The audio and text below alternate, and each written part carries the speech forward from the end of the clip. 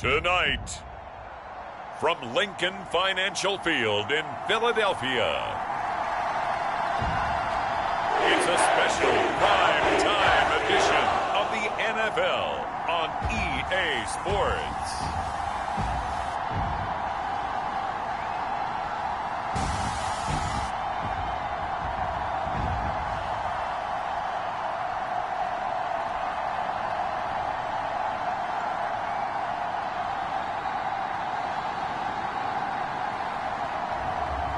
It's the Philadelphia Eagles taking on the Dallas Cowboys. It's the NFL on EA Sports as you take a look there at Lincoln Financial Field in Philadelphia, PA. Tonight, it's the Sunday night opener for the new NFL season, as it'll be the Dallas Cowboys taking on the Philadelphia Eagles.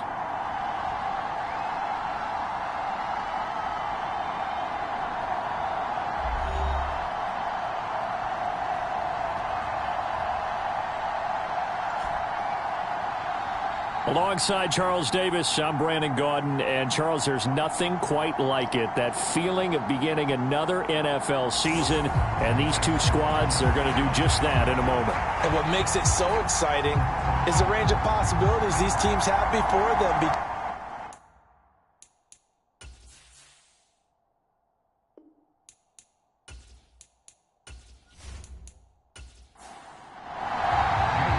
It's the marquee game of opening weekend, and off we go on a Sunday night on EA Sports.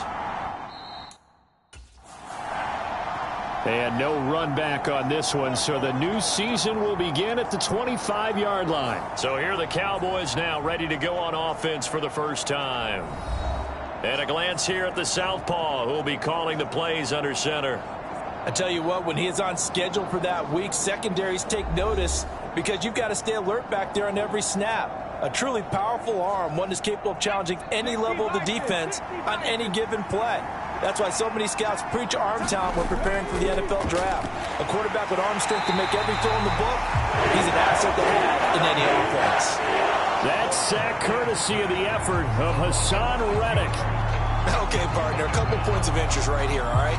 Offensively, we see that they came out throwing the football, but maybe more importantly, the blitz that came defensively, they got right after him. And you were telling me pregame before we came on air, you think this is something we could see a lot. Yeah, there's no doubt about it because this is a unit that wants to play the game on their terms. So a tough early challenge here, 2nd and long after the sack. They'll drop to throw. Quick hitter here, it's complete. And able to get this across the 20 before going out of bounds. So the completion good for just 3. And that'll make it 3rd and 13. Not an easy spot here. They'll be in search of 13 yards to try to pick up the first. Now on 3rd and long, they'll look to throw. Escaping the pressure right. And this effort will not get it done. He stopped well short of the first down at the 29. They'll get 8, but they're going to have to punt here on the opening drive because that's not enough. Nice call on defense, rolling out the nickel package for that big 3rd down play, and they did an excellent job locking down coverage and forcing him to try and run for it, and he doesn't get there, which brings up a big 4th down call.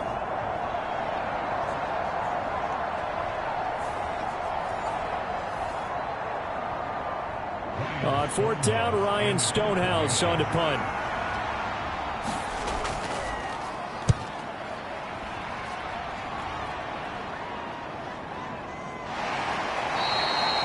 Just a 2-yard return there following a punt of 48. And the Eagles will have it, taking over 1st and 10. Philly's offense getting ready, and Jalen Hurts ready to lead them. The 2nd-round pick who started his career at Alabama, then finished with an electric senior season at Oklahoma. Tremendous production in college at 2 different universities, and this is a guy who was a finalist for the Heisman Trophy. Still much more of a runner than a thrower, but has plenty of arm and is capable of making the big throws downfield. And don't underestimate his ability to think the game. Remember, he's the son of a coach. So the completion good for 6 yards, and that'll make it 2nd down. 1 down, only about 500 more to go this season. He would certainly welcome most of his passes this year going as well as that. Now that the first one is over, time to settle into a groove and begin the long journey towards Week 18 and hopefully the playoffs. And he'll be out of bounds across the 30-yard line. So they'll come up 1st and 10 now from the 33. Here's Hurts to throw. Buying time to his left. And they've got it well across midfield down to the 40 before it's all said and done. Big yardage there on the scramble. It gets him a 1st down. I am willing to bet that he got a monster grin on his face when he saw what was happening. Man coverage were so committed to denying a big throw that it pulled attention away from him, and he had an easy lane to hit, and hit it he did.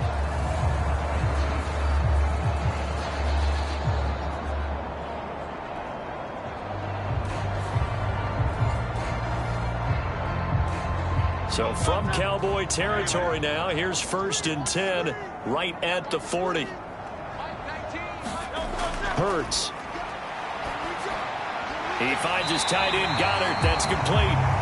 He's tackled a yard short of the marker. Good gain of 9 on 1st down.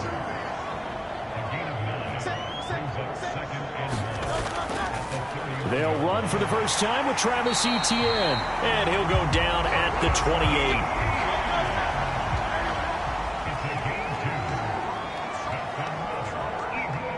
And they'll bring Judy in motion right. Hurts with a little pop pass on the jet sweep. And a hard-working run here as he's got it inside the 20, down to the 17. 12 yards is the pickup. Good for an Eagle 1st down. And that's something you have to get ready for defensively, because in today's NFL, teams will use their wide receivers on jet sweeps, end arounds. They'll move them back in the backfield and make them running backs. Partner, this was much more of a tap pass, but effective nonetheless. And I think both guys love it. If you're a quarterback, it's an easy completion. If you're a wide receiver, you get the easy reception and also a chance to try to make a play with your feet. Over the middle, and that's caught by Komet. 4 yards the gain, and it'll bring up a 3rd down. Completion was given up, but that's why you play zone defense, so that you can have people around the ball when it's caught, and you don't give up much run after the catch. Throwing is Hurts. That is caught, and he can't quite get there. Tackled down at the 1. They're able to convert on 3rd down, and that sets up a 1st and goal. This is shaping up to be a really nice-looking drive to get the season underway here. And how long do you think that they actually have been plotting this drive? I'm talking about the coaching staff, right? They've been thinking about this for a while now, and I think they're executing it even better than what they expected. A chance for their first points of the season here as it's 1st and goal. Etienne is into the end zone for an Eagle touchdown. So both sides of the football contributing here early. Their defense forces the punt, and then the offense takes it down the field and punches it in on the short touchdown run. And Brandon, that's good complementary football, and that's what they're going to need if they want to get out of here victorious.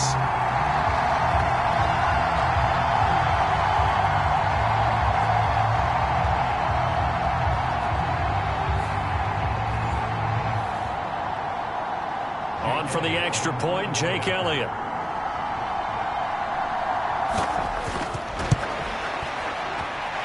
And he's 1 for 1 on the new year as his kick is good. A 10-play drive that time. And it was capped off by a Travis Etienne touchdown run.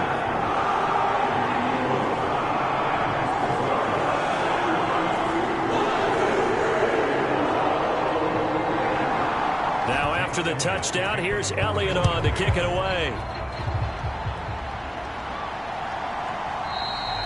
And they'll put up the stop sign there as his guys will get it at the 25. Second drive forthcoming here for the Dallas Cowboys. And Charles, nothing like squaring off with a division opponent, a division rival in week 1. Do you like that they are matching up this early, or would you prefer a game like this be a few weeks down the road? I actually like the early matchup for a few reasons, Brandon. First of all, It allows you to see that the entire offseason and know, hey, right out of the gate, we're playing a division game. Second part is it spreads them out a little bit. If you just have them all bunched up at the end of the year, that's not as much fun watching teams try to survive that gauntlet when you do have injuries down the stretch. And last but not least, let's face it, we're TV people. What a great game to sell right out of the gate.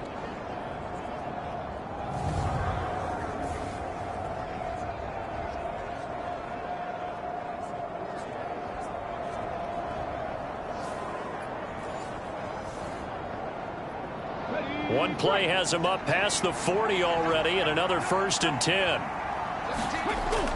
Looking to throw. And he'll be corralled out across midfield down to the 45. Good coverage downfield led to him taking off, picking up the first down on a 13-yard run. I can't be sure how much of that was planned pre-snap, but it certainly opens up some avenues for their offense. And if he can stay a threat to break off those kind of runs, it'll pull defenders away from coverage and open up some choice throwing lanes for him moving forward. So from Philadelphia territory now, here's a 1st and 10 at the 45-yard line. And they're going to stop him right at the line of scrimmage. Just no cutback lane to be found whatsoever. 2nd and 10.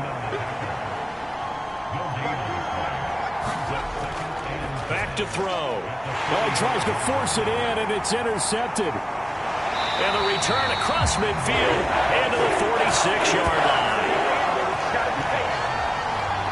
Well, this had trouble written all over from the start. He's got 2 extra defensive backs in the game he's got to deal with. They're in a dime set. So everywhere he's looking, he's seeing a different color jersey. And sure enough, this one winds up being intercepted.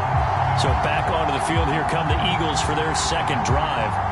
Perfect start to the season on their first drive last time out, able to find the end zone. Now we'll see if they can make it 2 for 2 here in week 1.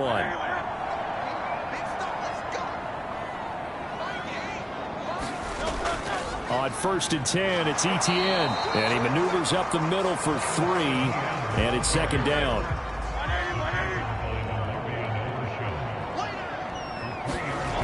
Hurts sets up to throw it.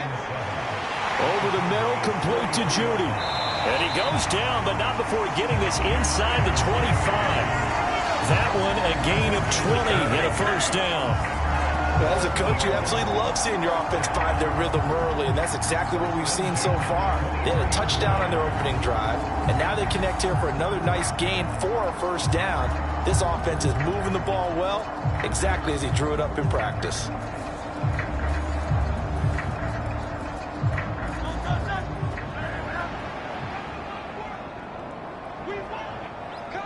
They'll send Brown in motion right. They'll fake it on the jet sweep, and instead a handoff up the middle. And nothing doing. He's immediately taken down at the line of scrimmage.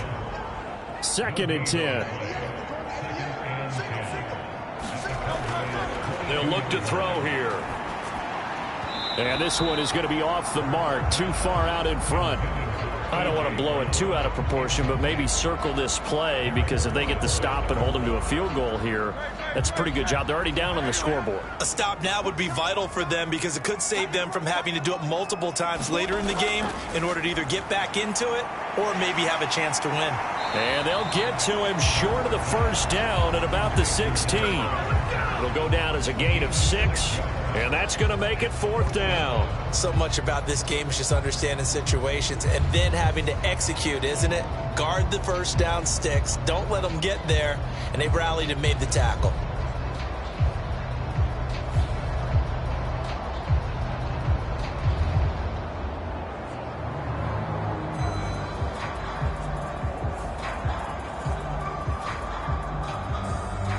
So Hurts is off, and on comes Jake Elliott for the Eagle field goal. From the right hash, this from 33.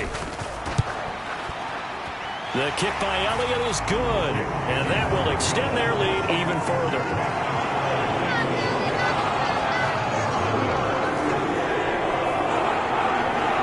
So, Charles, they get to them with their first turnover of the game and then make it hurt a little bit extra with a field goal. And anytime you give the ball up, what's the first thing a coach tells his defense? Don't let them score off of this. You've got to put out the fire. In fact, in 2021, That's what one NFL coach termed his defense. The firemen. Go out there, guys, and don't let them put some points on the board. The Cowboys about set to take over on offense. They'll look to get something started. They need to, down 10-0 early as they've got it 1st and 10. And now the drive starts with a completion out to the right. They'll be dropped after a gain of about 6 across the 30 to the 31. They'll come up now 2nd and 4 from the 31. From the gun, he'll hand this off. A gain of 5, good enough for the first down. Well, you're down early. How do you get back in the game? Maybe establish the run. I think they're trying to do that. Now, I'm with you on that one, and what I like about the message is that there's no panic from the head coach. He's already told his offensive coordinator, let's run the football, let's get things settled down a little bit and find our way back into this game. And down he goes at the 45 after a pickup of 9. Ball spotted at the 45. Here's 2nd down and a yard.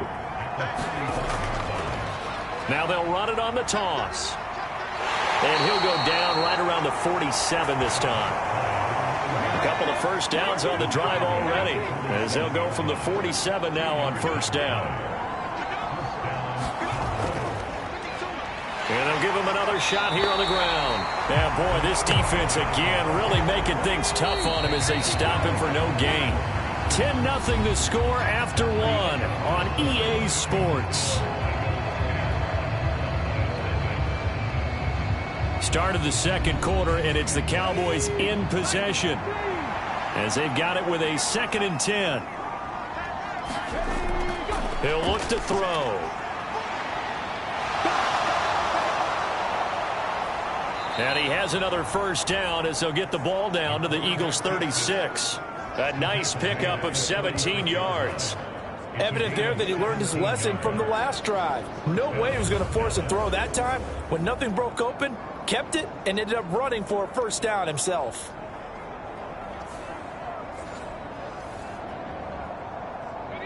This offense finding its legs now. Here's another 1st and 10. Now they'll switch it up here and look to throw. And he'll be hit as he releases it, and that'll fall incomplete. So now 2nd and 10 after the incompletion on 1st down. They'll set up to throw. There's Chris Olave. Play number 9 set to come here on the drive on 3rd and 2. One back in the backfield, he'll get the carry. And he will have the first before he's brought down right on the chalk of the 20. It goes as a gain of 9, and it moves the chains. Even though they gave up more than they wanted to on that play, it actually illustrates how well they bottled him up throughout the game, because that was his longest run of this contest.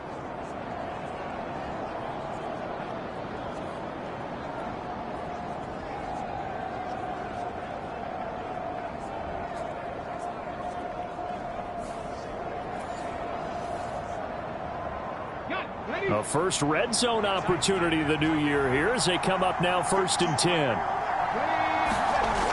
They're going to look to throw. Oh, and now a fumble. The ball's out, and it's picked up by the Eagles.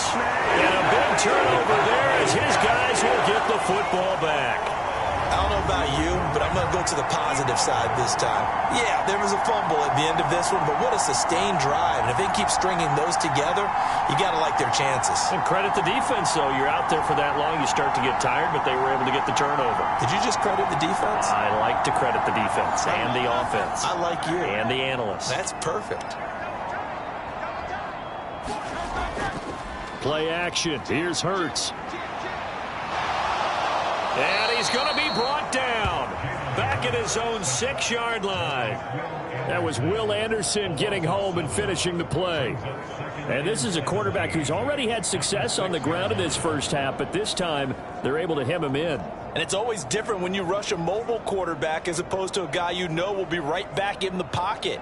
In this case, you got to make sure the inside pressure and the outside pressure match, and maybe even a second wave to make sure if he squirts free, you've got someone to tackle him. Now following the sack, they'll look to make amends on a 2nd down and 17. They take a shot downfield there, but it winds up falling incomplete. That's some good closing speed there defensively, because that looked open for a minute. But that's great work with the ball in the air. Never gave up, converged on his man, and broke the play up. This short throw caught by Goddard. And they'll hustle up to stop him well shy of the first, right around the 15. They do get 10 back, but still a ways to go on fourth. I think that call was made not so much to try and get the first down, although they would have taken it if they could have gotten it, but to give their punter a little bit of space and try and help out their defense. Yeah, they got the safe completion on third.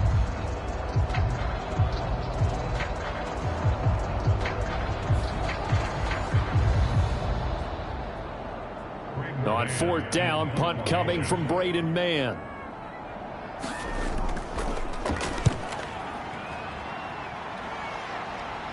And now a fair catch called for and taken just outside the 40-yard line. It'll be a 39-yard punt, no return.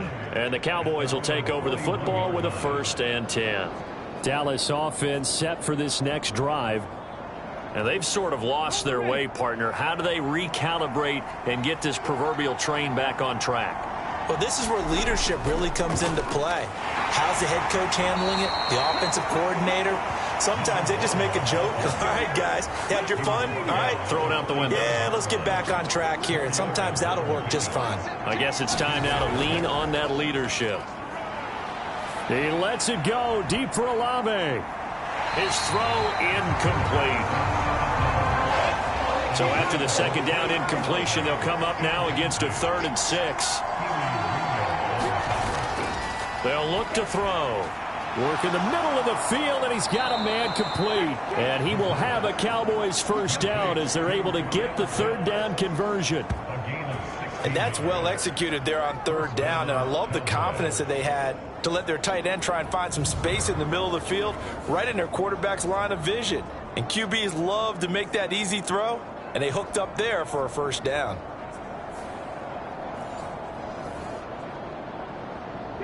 So here's a 1st and 10 at the 38. Now a fake on the jet sweep, and they'll instead run up the middle. And able to steer clear of that first tackler as he works his way forward for about 4. 2nd and 6. Throwing out right here, caught by Olave. That one a 1st down pickup of 8.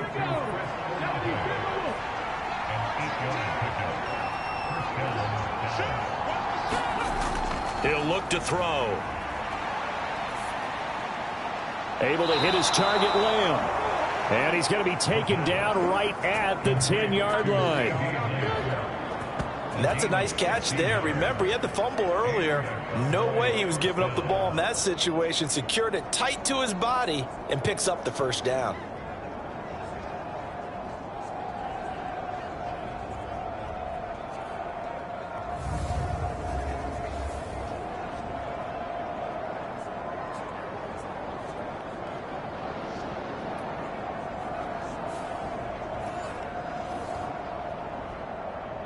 So not quite a 1st and goal. It's 1st and 10 from the 10. Here's the option. And they go the wrong way on this one. Losing yardage back at the 12. That's going to go as a loss of a yard, and it'll be 2nd down. Well, he's had success running the football in this one. Yeah, that's undeniable. But that time, the defense was on to it. And, partner, I think the more you see a play like this, the more they're able to diagnose it quicker and easier for them to defend it. I think you have to dress it up a little bit and show maybe some different formations and looks. Maybe just a slight detour on what's been a strong drive. Here's 2nd and 11. Back to throw here. Pass incomplete, but the flag in the backfield, and this might be a roughing call.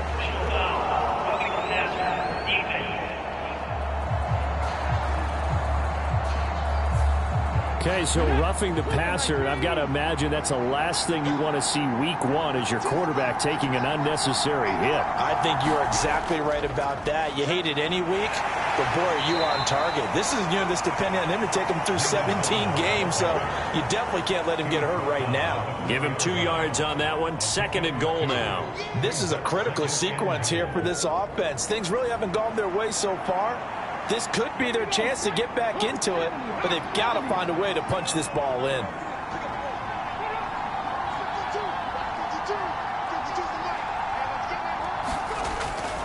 He'll try again. Yeah, this time he'll get down close to the goal line, but not quite in as he stopped at the 1-yard line. A big play if you think about it right now in this season opener. It's 3rd and goal. Fighting for the end zone. He lost the football. It's out. And it's picked up by the Eagles. And a big turnover there as his guys will get the football back. We can come up with a lot of different explanations here. None of them are going to work. At the 1-yard line and coughing it up, no way. You gotta protect that thing like it's your firstborn. Your firstborn, your secondborn, your anyone. It doesn't matter. Take care of the football. You're in a position to go in and score. At worst, you've given up a chance to get 3 points.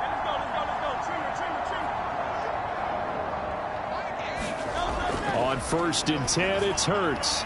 He'll get this one complete. That's A.J. Brown.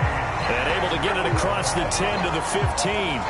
Trying to find some space to operate, and now they'll have it. A gain of 12, a big first down to get away from the end zone. And that last throw is going to keep him climbing that all-time passing yards leaderboard as he crosses the 25,000-yard mark now for his career. He just recently passed Bart Starr. Next up for him, Bob Greasy. That's 2 Hall of Famers, 2 Super Bowl winners, multiple Super Bowl winners. So he's getting up with the legends now. Congratulations. They'll wind up getting 7 on the play, and it's 2nd down.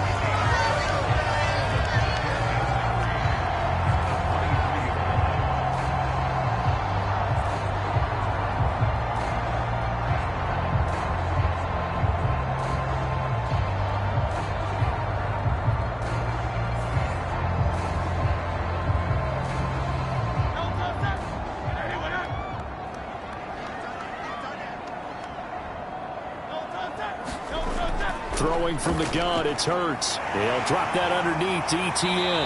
And he'll be brought down right at the 30 here. 7 yards there and a first down. We often talk about understanding the playbook, understanding progressions, and understanding what the defense is doing. We saw all of that on that play. Great recognition and understood where his running back was going to be.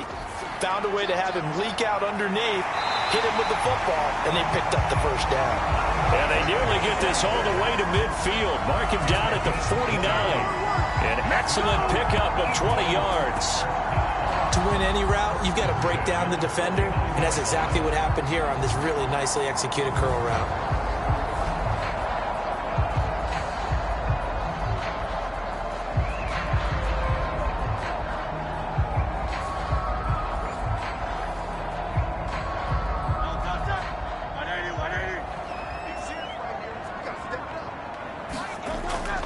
Running out of the gun with ETN. And he's got this one across midfield into Cowboy territory.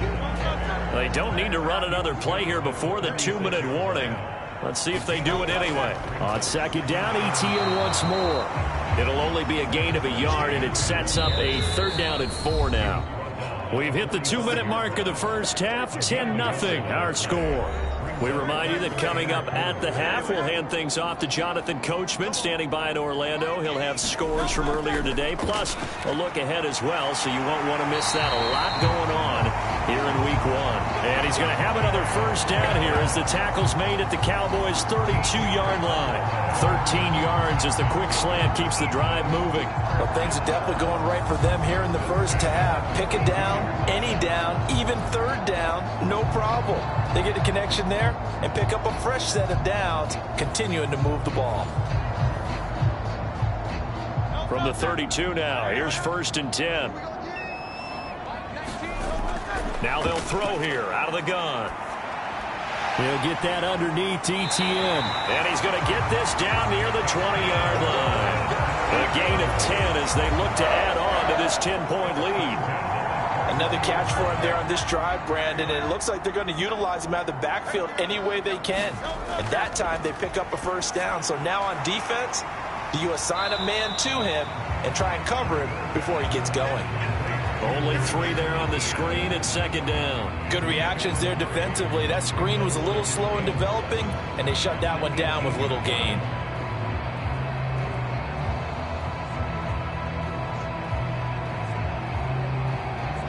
They'll come up 2nd and 7. The Eagles going to take the first of their timeouts as they'll stop it with a tick under a minute to go before half. 2nd and 7. They'll stick with the passing game as he looks to throw. Got him in. It's Brown. Now the Eagles will use the second of their timeouts as they get the stoppage with a little over 50 seconds to go in the first half.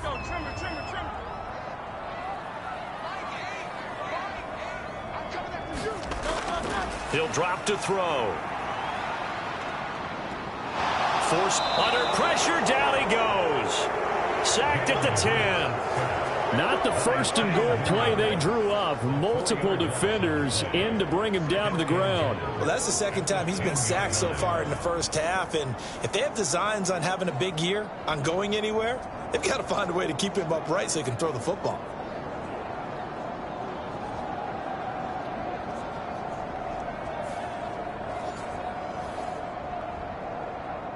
Moved back to the 10. They'll try on 2nd and goal here.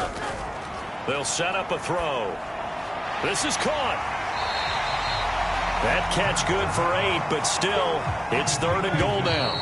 Now whistles come in. We're going to get a timeout here by the offense, as they'll stop it with 13 seconds to play in half number 1. Stonewalled on 2nd down. Now let's see what they can do on 3rd and goal from the 2.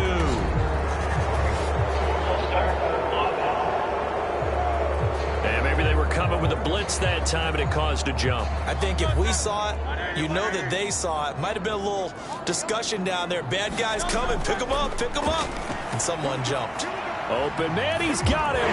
That's Smith for the Philadelphia touchdown. Devontae Smith in the final seconds of the first half. And the Eagles are looking good here in the season opener as they're able to extend their lead. So a good start to the campaign so far for them here in week 1. Yeah, all the things that you dreamed about in April and May and that you worked on in July and August, getting ready for this game, it's all coming together so far.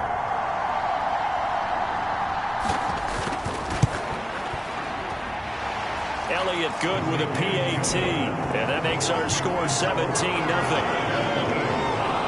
So that drive spans 13 plays. And it was finished off by a touchdown from Devontae Smith.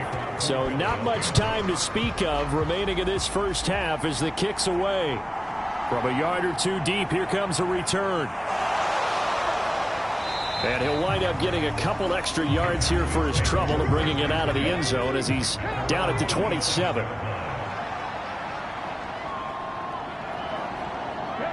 And with time running short here, they'll simply take a knee, and that should do it for half number 1. So we've reached halftime here in our initial Sunday night telecast of the new season.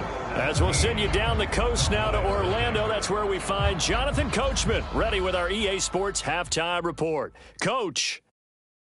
All right, Brandon, thanks very much. We'll get back to you and Charles in a minute. But first, time to give the folks at home a look at what's going on around the NFL. We'll get started over at the Caesars Superdome in New Orleans, where it was definitely a game with some intrigue, as you can see by the scoreline. 35-17 was the final. From there, we'll head up to Indy to check on the Colts at home at Lucas Oil Stadium. And they were losers in that one to the visiting Houston Texans. Dameon Pierce, what a game. 3 touchdown runs in the victory.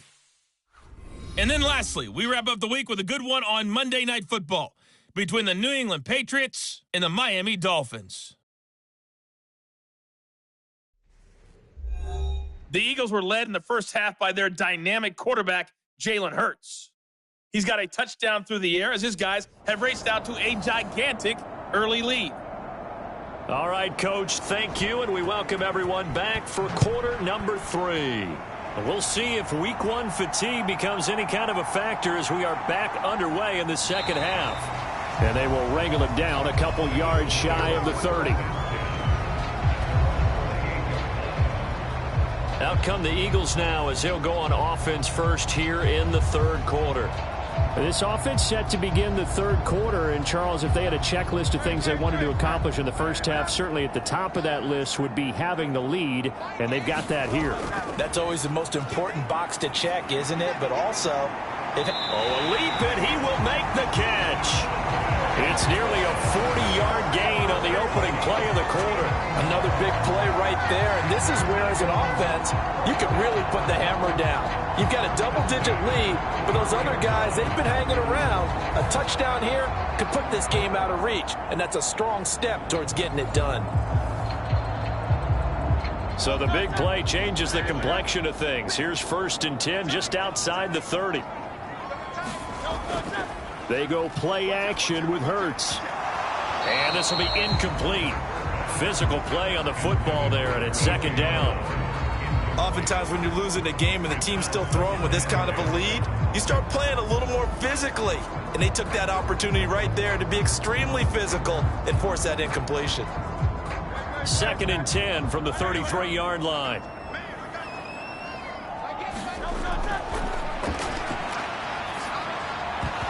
And that is incomplete. A lot of force bearing down on him there. He could not hang on. It's 3rd down.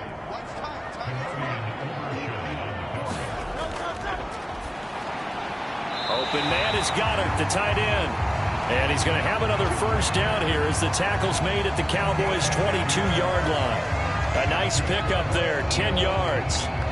And while we may be looking at the scoreboard, this offense certainly is not, because they're showing no signs of backing down, even with a 3-score lead here in the third quarter. I think they keep taking their shots. They've seen blown leads happen throughout this league. They don't want to fall victim to it themselves.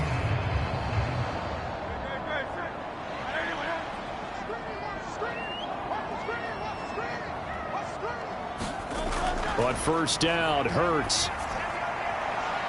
Over the middle here to Brown. And brought down, but not before they get it inside the 10 to the 7. 2 catches in the first half. Now he's got a 3rd here, and it's good for a 1st. Just picking up yardage in bunches here these last few plays. They have moved right down the field, and just like that, they're going to be set up with a 1st and goal.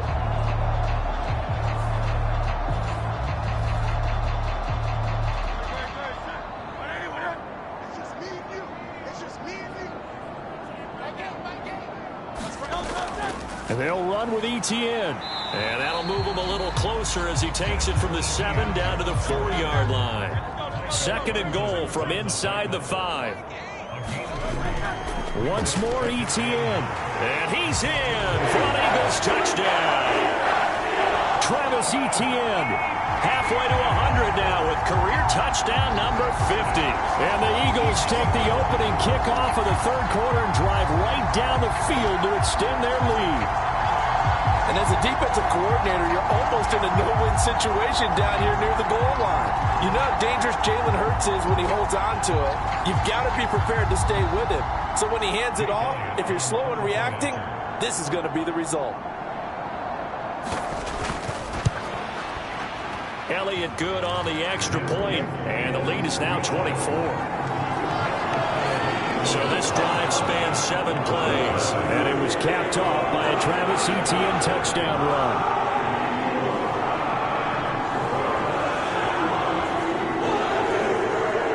Now after the touchdown, here's Elliott on to kick it away.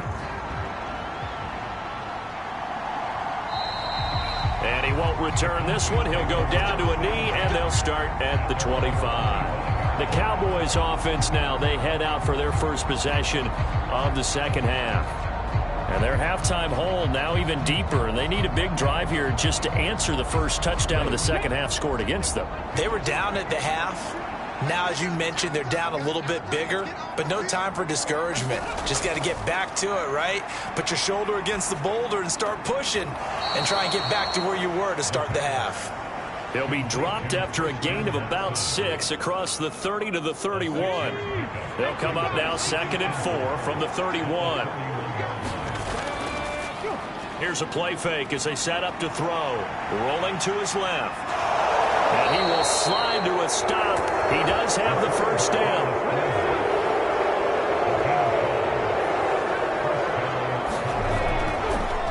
From the gun, they'll try to run it. And he'll manage to pick up about 4. It's second down. And that was a quality play to start a new set of downs. That was simply an offensive line winning the battle up front and winning in a big way and giving their guy in the backfield a nice lane to hit. Ball on the 40 now. Here's 2nd and 6. Now back to throw. And he will slide to a stop. He does have the first down. 19 yards to pick up there. Move the chains. He's been making himself a weapon as a runner, and the results, they've been welcomed by his offense. My question is about the defense we're watching right now, partner. Even after he got him with a scramble earlier this drive, they still aren't devoting enough attention to him. I would expect that after that carry, they'll do a much better job going forward, spying on him on passing downs. On first down, they'll go to the ground attack. And he edges forward, but only gets a pair of yards out of it, and it's second down.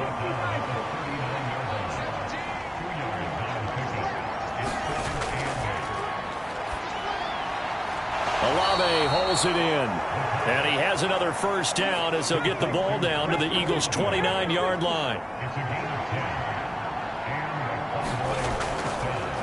On first down, they'll go to the ground attack. Stopped at the 24-yard line after a gain of 5. Now 2nd and 5.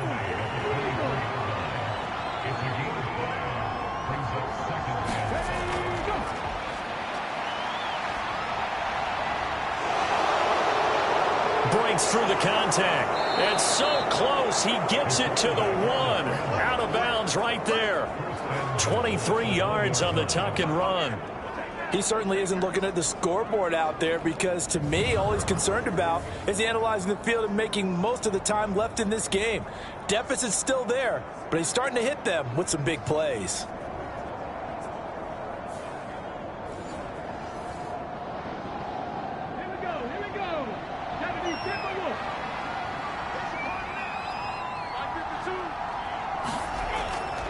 They'll try and run for it on 1st and goal. And he'll take it into the end zone for a Cowboy touchdown. Taking it in from a yard out. And the Cowboys get a bit closer. And that's a step in the right direction. This had the feeling of one of those turning point kind of drives. If you come up empty there, it could be a long road back. But they persevered and hung around, and they closed the gap here in the 3rd quarter with their first touchdown of the game.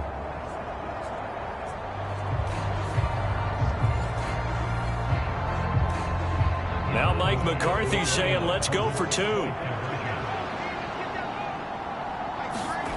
They'll look to throw.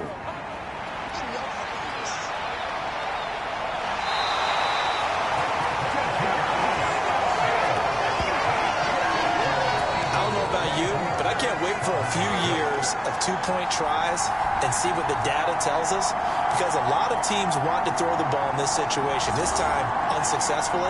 I just wonder if maybe running the ball might be the way to go. With it moved up from the 3 to the 2, you would think maybe a few more attempts at running. I think stats over time may bear out that running the ball will at least be the equal of throwing it in that situation. The kick team out there for the Cowboys as they run up to send this one away. This taken in right around the goal line. And able to get this across the 20, but not much further as he's dropped at the 23-yard line. Philadelphia's offense ready to give us another look. A long drive last time out for this offense, Charles. If you remember, they started basically in the shadows of their own end zone, marched it down the field, and a lot of that was through the passing game. And, partner, as a former defensive back, I'm having almost a physical reaction watching what's happening right now. But let's give credit where it's due, because they've done an excellent job moving the ball through the air. Secondary getting picked apart pass by pass. Obviously, they need to make some adjustments there on the back end. And because offensively, we know that they're not going to be shy about throwing that football. Sometimes it's hard to believe, but there are times this game is about patience, isn't it? Has had the game he expected, but that run there, that may get him going. I was just going to say, maybe that gives him a little juice, because you're right, he struggled, especially in that first half. Yeah, and I know the great ones always think to themselves, just hang in there. I'm just one big carry away from busting this open. That's a good start for him. And just a quick hitch route there, complete to his tight end. And that's good for a gain of 6, and that's going to bring up second down. They gave up the completion there, but this is what zone defenses count on. Catching the ball and not much run after the catch. Here now, 2nd and 4.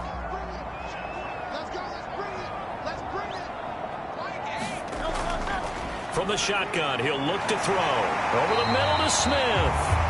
And he'll be taken down, but not before he works it past the 50. So from Cowboy territory now, here's 1st and 10 at the 48-yard line. ETN up the middle. And some solid footwork there as he'll take this down to about the 38. 42 yards rushing for him now with a couple of touchdown runs to boot. They're making it look easy out there. Another 1st down. So far on this drive, let me do this little bit of math here. 4 plays, 3 1st downs. That's a pretty good recipe for success. So here's a 1st and 10 at the 38. From the gun, it's Hurts. And there's a short throw. It's caught by Kmet. Just a gain of a couple there. And it'll be 2nd down.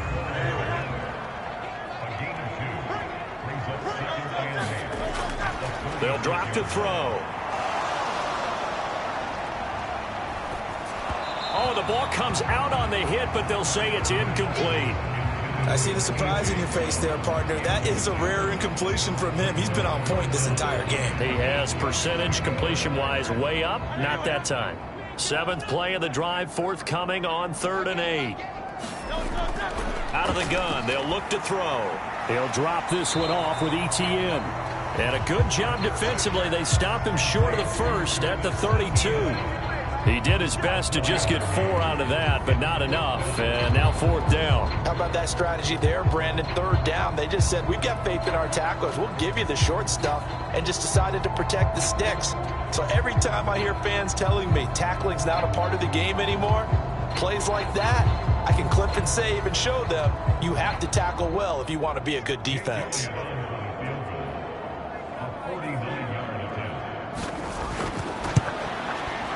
The kick by Elliott is good. And that will extend their lead even further.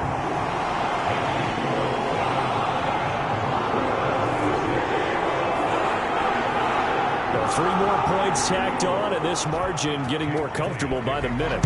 And with the lead where it is, you can actually feel good about field goals. We talk all the time about scoring 6s, not 3s.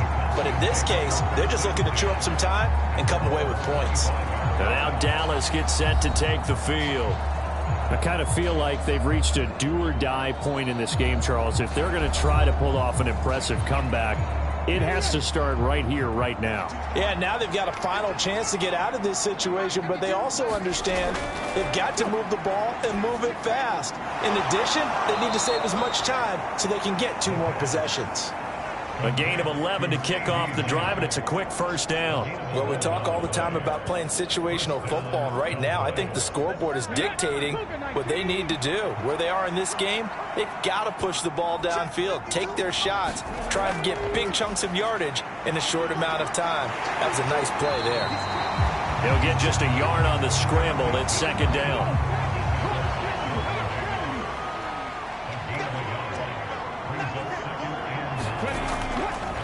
Here's a handoff out of the gun. And getting this just shy of midfield, they'll spot it at the 49. It's a gain of 12, and the Cowboys pick up the 1st. That's pretty much meat and potatoes right there, wasn't it? Just go right at them and let your big horse charge up the middle. Not too fancy there, was it? Nothing fancy at all, challenging that defense. And on that go-around, the offense won the challenge.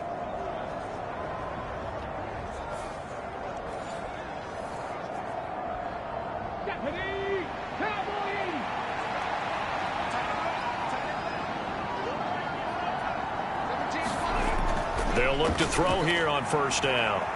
That's taken in by Watson. And he's able to take it across midfield before going out of bounds. Ball on the 47-yard line. Here's a 2nd down and 6. Now a throw here to his running back.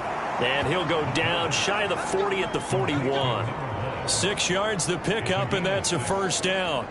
Well, they certainly had success throughout this contest, getting him the ball in the passing game, and there he picks up another first down. Whatever they saw going into this one, they've been able to capitalize on it, and no adjustment has been made to take it away. 1 quarter remains here on a Sunday night. We'll return with more after this. You're watching the NFL on EA Sports.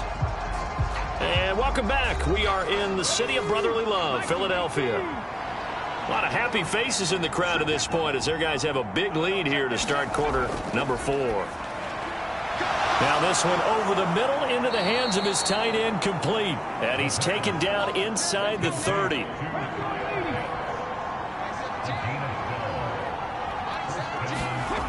They'll look to throw again. And he can't find anywhere to go with it, and he goes down. Josh Sweat rushing in and bringing him down to the ground. But one thing I do know, these guys on defense, they don't want this game to end. They're winning by multiple touchdowns. They've shut down the opposing quarterback in a big way, and they're still picking up sacks as we approach the end of this one.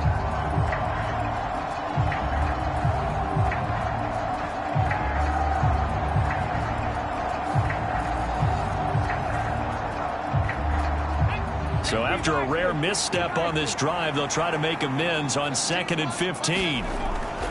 Looking to throw.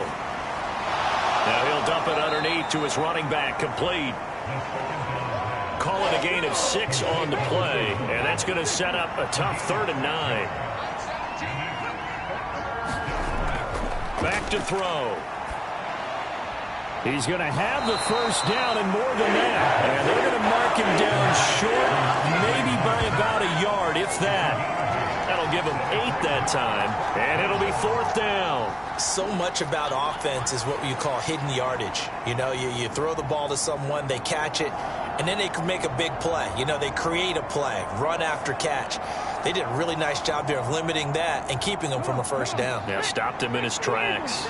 All right, they're going to try and keep hope alive here on 4th down. They're going for it. They'll try and run for it. And he picks up the first down yardage as he takes this one down to the 15. No reason not to try it there, and they do indeed convert on 4th. I love those plays. 4th and 1, that's who wants it more, this time the offense. Yeah, there's a lot of hooting and hollering in there, right? A lot of contact and a lot of collisions as they try and find some space. Who's going to drop their hips, gain leverage, and move the other side backwards? We saw it there for the offense getting it done. First down marker at the 5. It's 2nd and goal.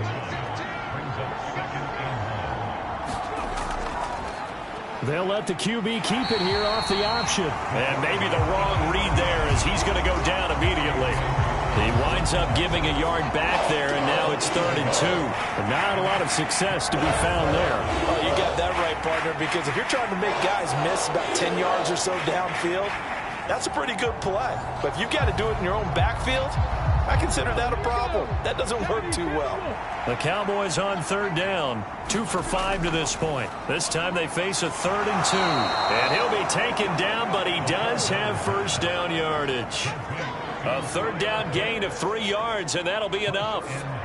Well, they've had a great, impressive drive going here, and that pickup ensures the drive continues. And not only do you continue the drive, which is demoralizing for the guys on the defensive side of the ball right now, but you make your own defense happy. They're able to get a little more rest over on the sidelines while this one continues downfield.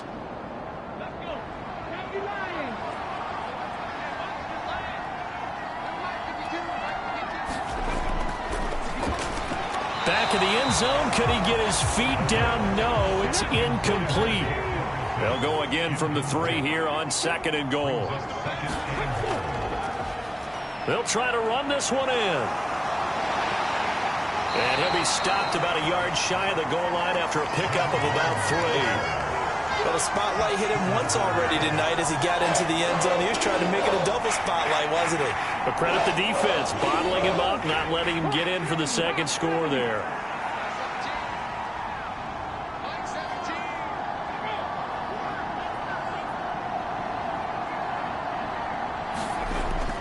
And they'll run again. And he is into the end zone for a Cowboy touchdown. A great play there. Already his second touchdown here in this opening weekend. And the Cowboys have got it back to a 2-score game here in the fourth. So a little bit of a letdown there defensively. I mean, look, you're still 2 scores to the good, CD, but things may be a little more uncomfortable than they had hoped. Yeah, if you kept them out of the end zone there, this game's over. You've locked the door on them. Instead, it's still open a little bit, and they've got a puncher's chance. Matt Gay on for the extra point.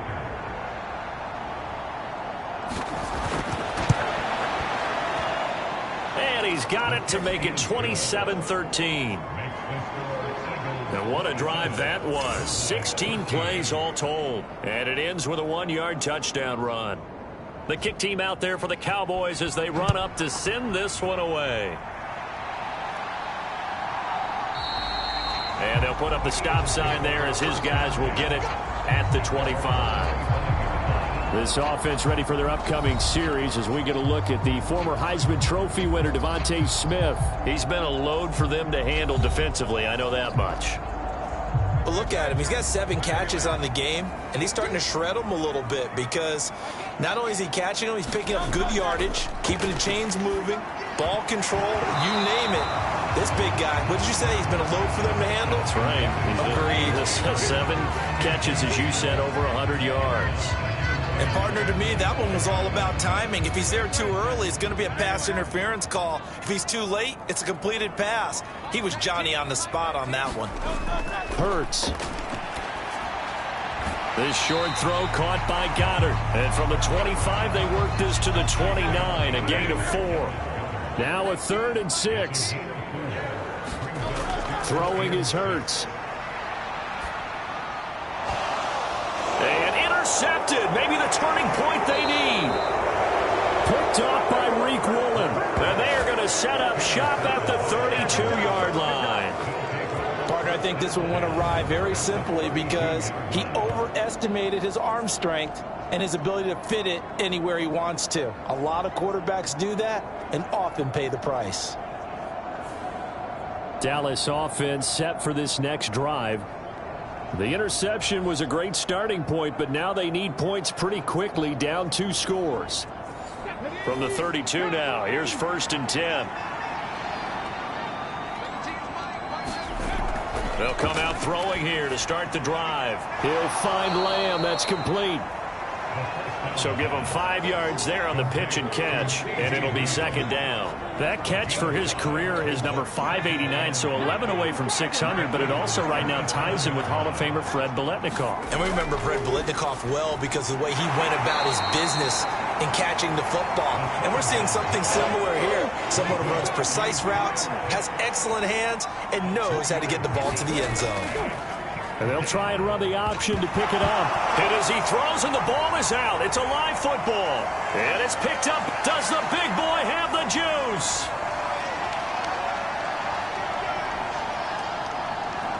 And he's into the end zone. It's a fumble return and an Eagle touchdown. The offense, they've had some sloppy moments. Sloppy there again on that one, and it could be the backbreaker. From a defensive perspective, if the offense is going to be sloppy, you've got to take advantage of that. And that's what they've done all game long.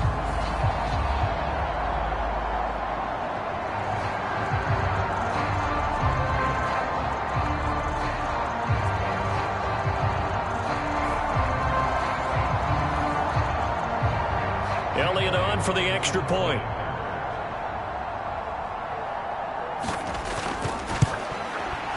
And the lead now to 3 touchdowns and 21 points. So not only the cough up, but then the pickup on the other side, the scoop, and the score the other way, the fumble return for a touchdown. And you can bet they're preaching 2 hands on the ball here as the kick's away following that fumble return. Taking it about the 1. And able to get this out to the 25.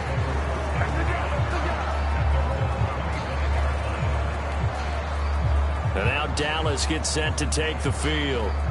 And they knew coming in that this would be a tough place to go in and win a season opener.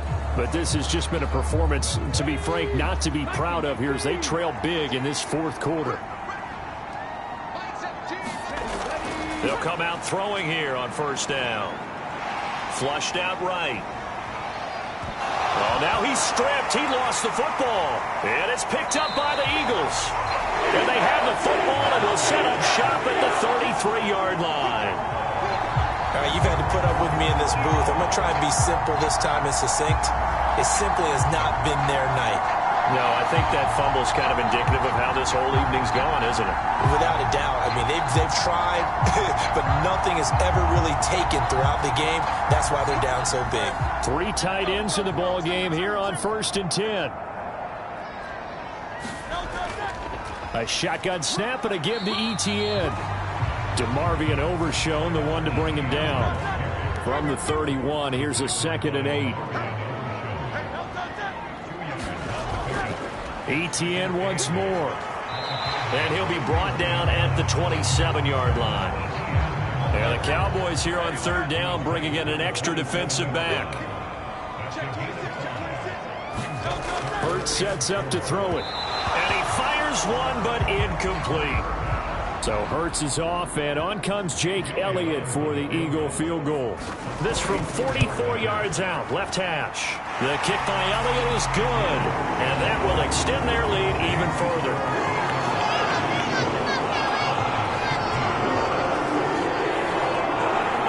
Well, ultimately not really sure that they're going to need those 3 points, but they'll take the 3 and they pad that lead. Yeah, this one's already wrapped up, but you and I both know if you're an offensive coordinator, you never let up on the gas unless the head coach tells you to do so.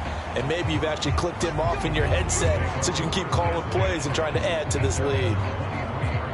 Possession of the football going back to the Cowboys. And no doubt this is not the way that they had hoped to open their season. Thoroughly outplayed here in front of the national audience.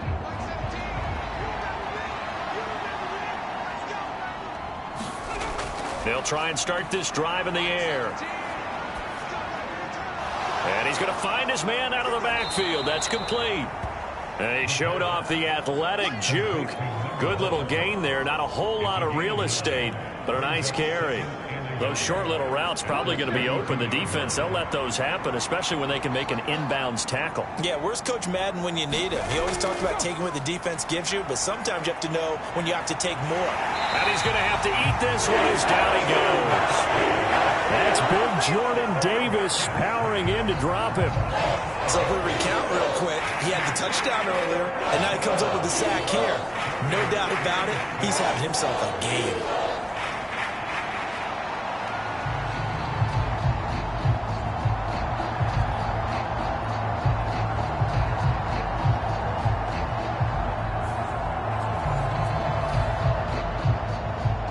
The Cowboys on 3rd down. They're at 50%, 4 for 8. This will be 3rd and 6.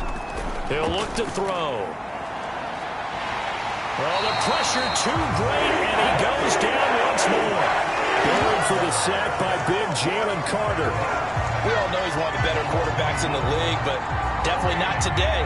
His team trailing by multiple touchdowns, and a late sack, just a parting gift from the defense for him to take back to the locker room with him.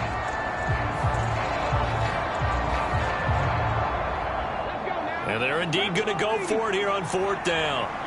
So trailing here in the last quarter, let's see how this plays out. As expected, they're going for it to keep the drive alive. And he knocks the ball away, and it falls incomplete.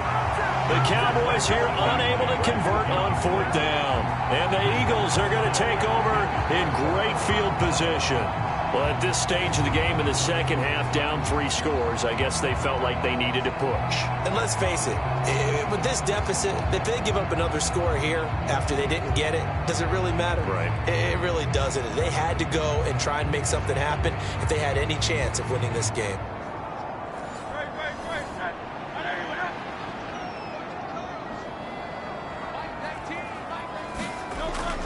Off the option, here's ETN.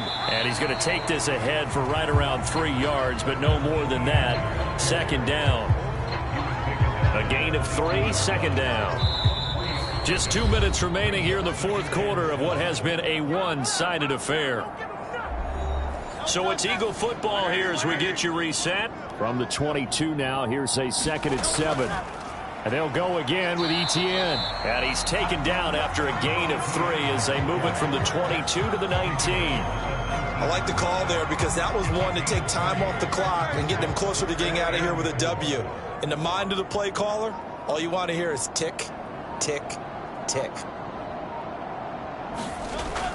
They'll run with Etienne. And he picks up the first down yardage as he takes this one down to the 15. Just 4 yards on the pickup, but that's good enough to extend the drive. Hate to be blunt, but it is just continuing to prove to be the case that this O-line is manhandling this D-line right now. They deserve to roll up their sleeves and show up their biceps because they're doing exactly what you just described, manhandling the defensive front. They've got the leverage, they are powering through, and they're controlling this game. Altogether, a pretty shaky start to the year for this defense as they defend another 1st and 10. Straight ahead, Etienne. And he'll be brought down this time at the 5-yard line. So not quite a 1st and goal just yet as they come up now 2nd and inches.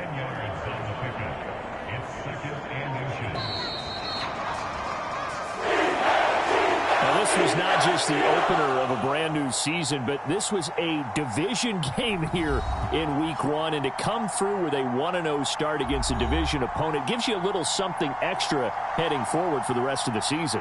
Yeah, let's pile it all into one game, right? Opening the season, and you open within the division. You knew the motivation was going to be there on both sidelines. One just executed better and earned the win. So for Philadelphia, they start the campaign with a victory in front of an enthusiastic home crowd for a Sunday night. And they'll get to stay home again next week. Meanwhile, for Dallas, they go down to defeat here in the opener. And they'll get a chance to redeem themselves at home next week.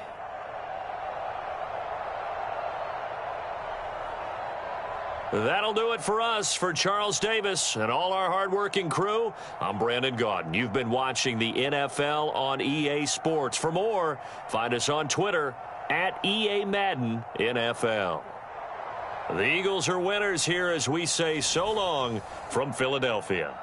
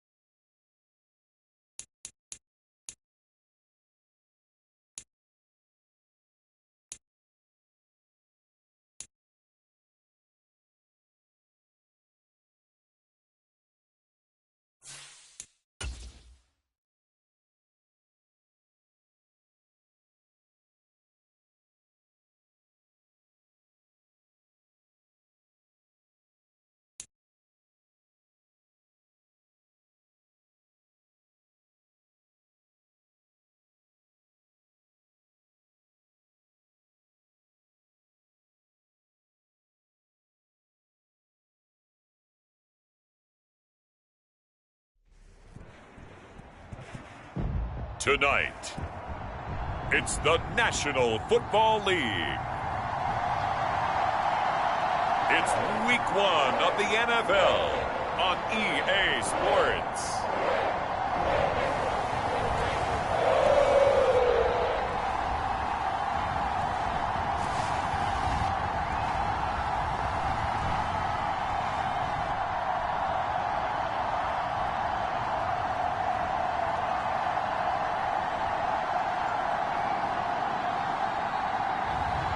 It's the Cincinnati Bengals taking on the San Francisco 49ers. EA Sports coverage of the National Football League takes us to the banks of the Ohio River and Paycor Stadium in the Queen City of Cincinnati. Tonight, it's the Thursday.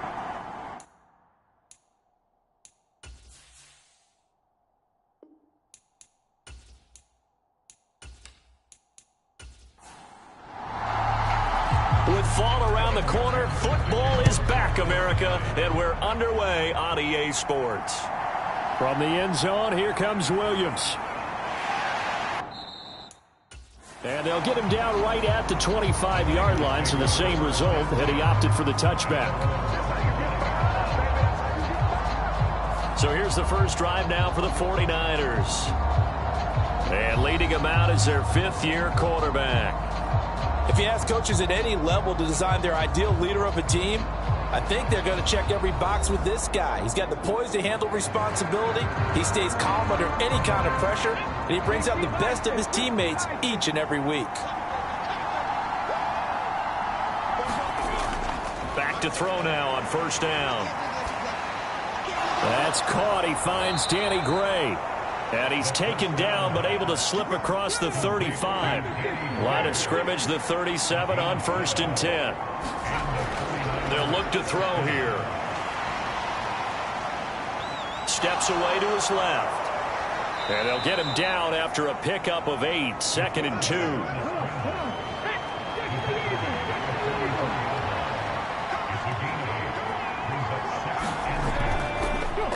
First carry for the Iowa State man, Breece Hall. And he's stopped after a gain of 1. Not enough. Still a yard to go on 3rd down. So they just need 1 yard here to pick up the first down. They'll run with Hall. And he's got a first down as he's up to the 48. I liked his focus there because he wasn't thinking about breaking that one big. All he thought about was, I need 1. Let's go get that. Ended up picking up 2.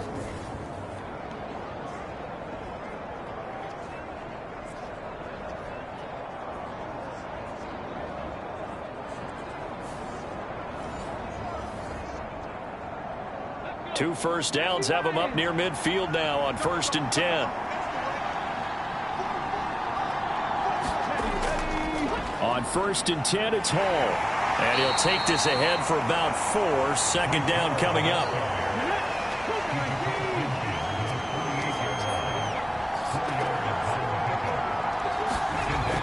Now they'll switch it up here and look to throw. The first catch of the game for George Kittle. And he's got another first down as the tackle's going to be made at the Bengals' 24-yard line. The catch and run, good for 24 yards. Well, I think when they look at their offense, they think to themselves, weapons, weapons everywhere, and they want to move the ball around. They want to spread it to different people. But you absolutely know they want to get this man involved as well, and that's what they just did on that play.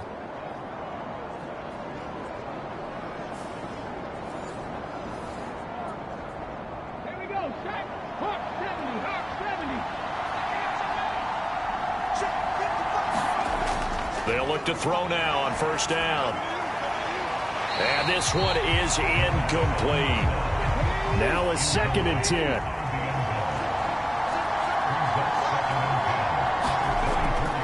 They'll set up to throw. Throw over the middle. He finds Williams. And down inside the 15, shy of the 10. The Niners passing game in sync now. They've got another first down.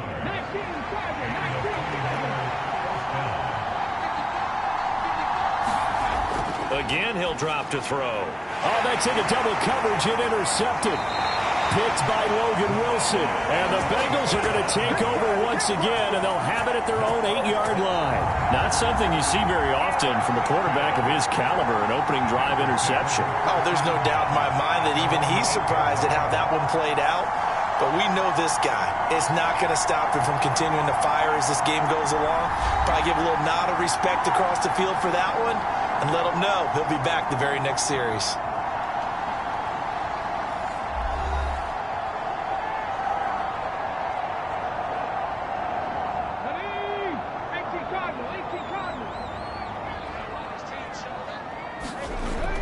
On first down, he'll drop to throw. And that is incomplete. He couldn't hold on through the contact. Brings up second down.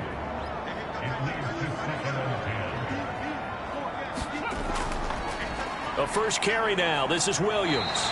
And he's going to take this up past the 10 to about the 11. They are in need of 6 yards here if they hope to move the chains. On third down, he'll drop to throw. And he's going to be taken down short of the first, right around the 15-yard line. He'll wind up getting 4 yards there on his own, but it also brings up fourth down. And, partner, I would guess that in his headset he was hearing from his coach, it's third down, don't take a sack. And in this case, he's able to avoid the pressure and get out of there. He doesn't get the first down, but he does turn a possible loss into positive yardage.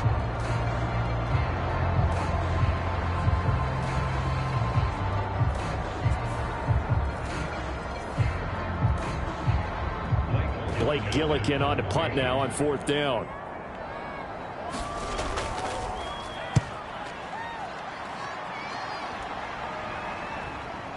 Brown with his stick skills. 43 yards on the punt, return of 4. And the Niners will go on offense, first and 10. Back out there comes the 49ers offense, ready for their second drive. They were intercepted the first time they had the football, but now they get it back, and it's still 0-0. And because of that, you know what the thought process is? Interception. What interception? It didn't really happen because they gave up no points. So go back on the attack. Go back and run the offense you believe will be successful. Find your playmakers and give them the football. Second and 2. Being chased out left. And they'll work this down to the 40-yard line, tackled there. Nothing open downfield. He keeps it himself for 11 and a first down. He was certainly quick to atone for his early game interception. Instead of making another mistake forcing something, he reset himself and found a lane to pick up the first down. Back-to-back good plays have him on the move on first down. He'll look to throw. Throw right side, complete to Williams. And he works it past the 30, almost to the 25. Now on first down, he'll drop to throw it. He gets it underneath to Hall. And the result here, a pickup of 8. Leaves him with 2 to go on second down. Just about every quarterback is trained to really look downfield first before you come back and make a nice, safe throw. And in this case, that's exactly what he did. Found his running back, let him create some space, and it turned out to be a nice play for the offense. And he'll only get a yard to bring up third and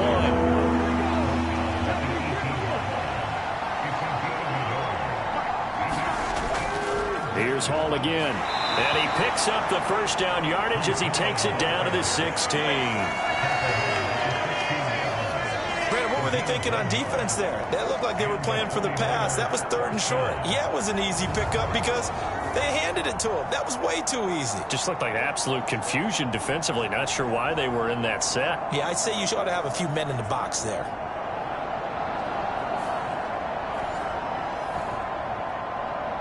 So the ball down to the 16 here for first and 10.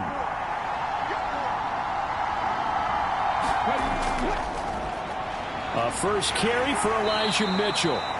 And he's brought down just outside of the 10 at the 11. Here's a second and 5. They'll look to throw. Dancing to his left. And he'll be brought down here at the 3-yard line. 8 yards that time, able to take off, and the result is a first down.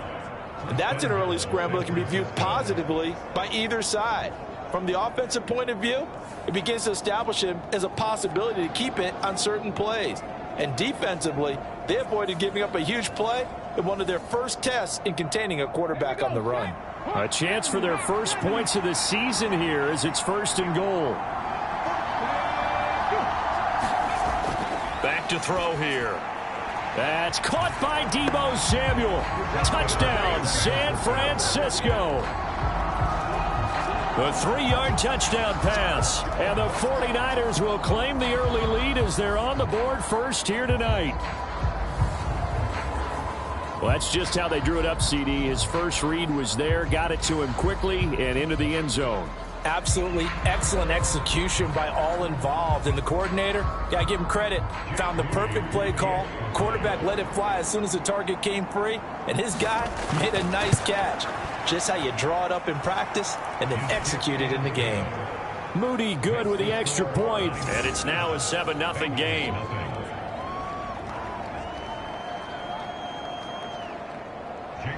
So following the touchdown, here's Moody back out to send it away.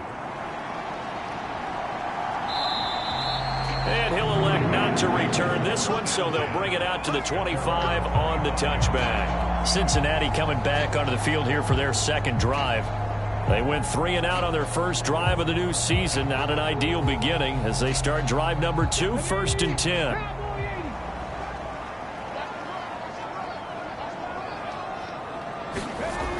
He'll drop to throw. Man open, that's Jamar Chase complete. And they're able to get this one across the 35. Line of scrimmage, the 37 on 1st and 10. Up the middle, it's Williams. And he's brought down, but not before a really nice stiff arm to create a little space. In need of only about the length of the football here on 2nd down. They'll stay on the ground with Williams. And he'll be brought down just shy of midfield at the 49-yard line. 1st and 10, and they've got 3 tight ends out there. A jumbo package look. Now a give up the middle to Williams. And he's got this one across midfield into 49er territory. Here's 2nd and 3.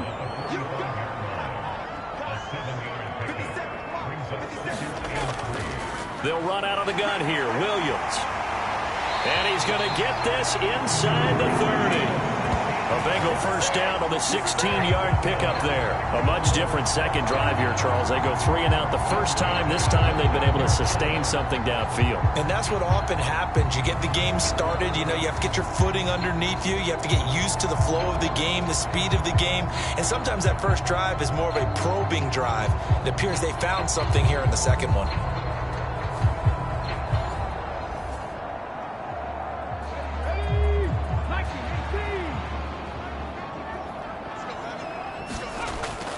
Now a first down carry. It's Williams. And he can only manage to get a couple. 2nd and 8 coming up. After 1, 7-0 on EA Sports. Ready for the second quarter from Cincinnati. It's the Bengals with the football here. This a 2nd and 8. As they've got it as we resume action. On 2nd down, Williams. And not much of a hole there as he gets it down to about the 24-yard line. Give him 3 on the run there. Now they're looking at a 3rd and about 5. I do know from experience that when you slow down someone's running game, you're now doing the dictating on defense. And guess what? Now you're getting ready to tee off on their quarterback because they have to throw it all the time. But you still have to be alert for the draws and other plays of that nature to make sure you don't get hurt. First catch of the new season for him, and he picks up the first. I don't care how many times we see it. I still get a kick out of watching quarterbacks and receivers do the pass tree in pregame warm-up. But I always remember that when we go to practices, we see that after practices as well. They really tune it up, don't they? They tune it up. They know why they do it for these situations. First down. And they build that trust, and that's why they're able to find him in this type of a situation. A first red zone opportunity the new year here as they come up now 1st and 10. Now a handoff. Here's Williams. And the reinforcements come in as they're going to stop him behind the line. 2 yards the loss, 2nd and 12. Hey, we often talk about defensive ends setting the edge, sometimes even the outside linebackers. But how about here? This is a cornerback essentially setting the edge and finishing off that play for a loss.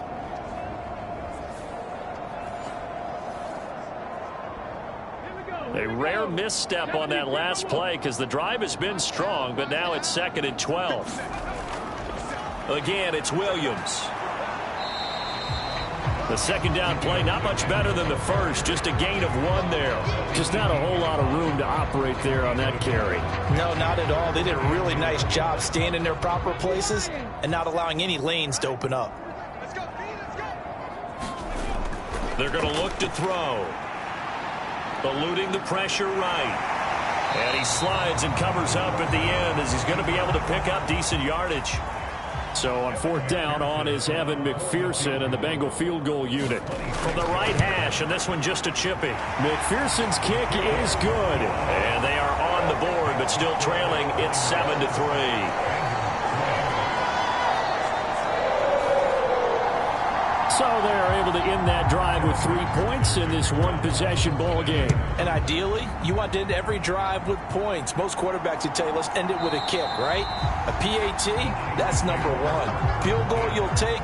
Punts, you really don't want to do that. In this case, they'll take the field goal and get prepared for the rest of the game. Out is their quarterback with this offense to take over once more. He had the interception on the opening drive, but bounced back to throw a touchdown last time out. And he'll look to build on that as they start 1st and 10. Here's a throw to his running back. It's complete. He's going to be dropped following a pickup of 7 past the 30 to the 32. They'll operate from the 32-yard line here, 2nd and 3. And he'll be taken down by the Bengal pressure. Max Crosby blowing up the play and getting the sack. I think a lot of time when we see a sack, you say, well, you blame it on the offensive line, the quarterback, but here, maybe you just tip your hat to the defender. What a play. Yeah, and I think sometimes they just get a sense of the play before the ball's even snapped. Kind of like a sprinter anticipating the gun in a race. They're off, and guess what? The quarterback's down. They'll come up now 3rd and 9. They'll set up a throw. That's going to be caught by Samuel. And they're going to get him down well short of the first as he can only get this to the 30. Short completion, just 4 yards. And that's going to bring up a 4th down. One hallmark of good defenses is understanding the game, understanding positioning, and tackling immediately in the secondary after catches. I think we just saw that on display right there. Got to him before he ever had a chance to think about turning it upfield. On 4th down, the Niners trot out Mitch Wishnowski to punt the football.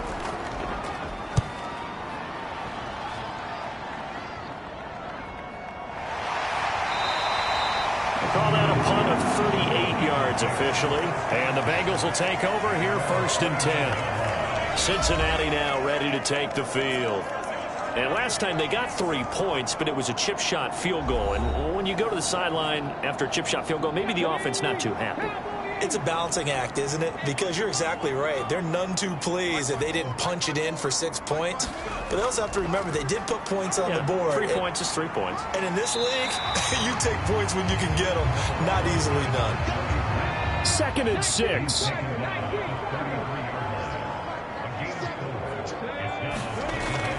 Now a shotgun snap as they'll look to throw. Over the middle, that's caught by Chase. And Chase going to pick up a Bengals 1st down as he's up to the 43. Now back to throw. And he'll take this beyond the line of scrimmage as he slides to a hole. 2nd down and 6 now.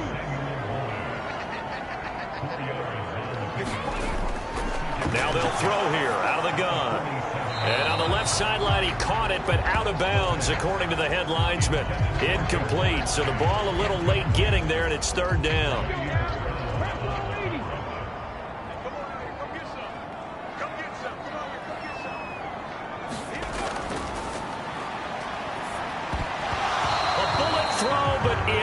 complete. Here's Blake Gillikin now.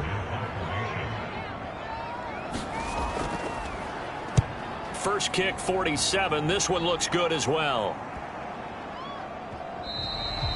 And that hits at the 6 and carries into the end zone for a touchback. And San Francisco gets set to go here. The crowd may be losing just a little bit of the edge after back-to-back punts. They want some big plays. They want to see some offense. They want to see somebody break away, whether it's through the air or on the ground. Now it'll be interesting to see where the patience is on both sides. Each head coach, can you hang in there and not try and force something that could put your team in some jeopardy? And past the 40 before he's out of bounds. A good pickup there at 22. That's a pretty throw right there. That ball's in the air a long time, but it's right on the money on the right sideline. A really good route. Moving the defenders towards the middle of the field before breaking to the sideline. What a completion there. Big-time arm strength. Very nice route.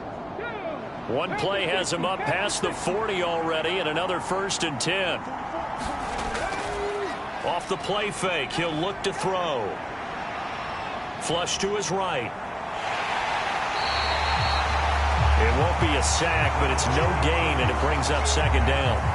I could spin this negatively as he just got back to the line of scrimmage, but when you really analyze it, he took away a big play for the defense, made it an uneventful run because he avoided a sack and didn't lose yardage. Open man is Samuel, complete. And he'll be taken down, but not before he gets into enemy territory. 12 yards there as they keep this drive rolling. It's another 1st down. Well, this is where reading defenses and practice time comes into play. You've got to know what you're running versus zone versus man and how to run the proper route. And they just executed that one pretty well.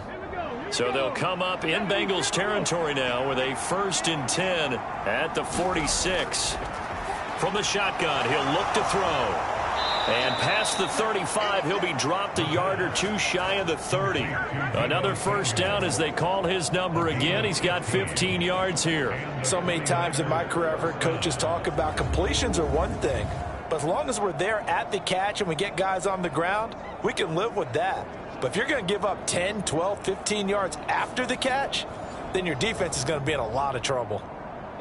Line of scrimmage, the 31 now on 1st and 10.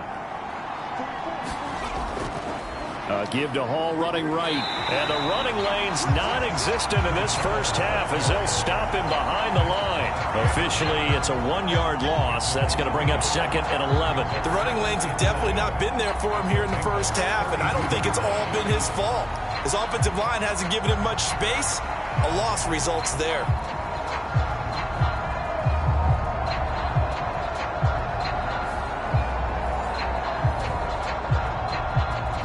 Maybe just a slight detour on what's been a strong drive. Here's 2nd and 11. Here's a play fake as they set up to throw. And it's a leaping effort, but it's knocked away and incomplete. The offense on 3rd down tonight, they've been okay. 2 for 3 thus far. This is 3rd and 11. They'll drop to throw. He's got it to Williams. And he's got another 1st down as the tackle's going to be made at the Bengals 21. 11 more yards there, and this methodical drive continues. That's a play that will likely be forgotten when you talk about big moments in this game. But plays like this are critical to keep drives going. And if points result, we'll call this play significant.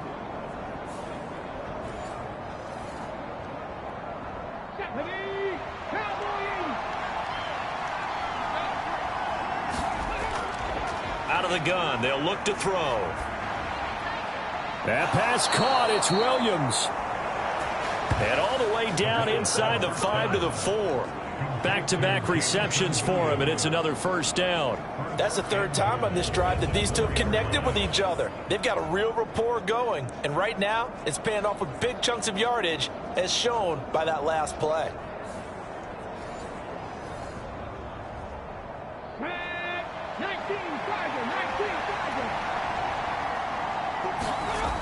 They'll run with Hall.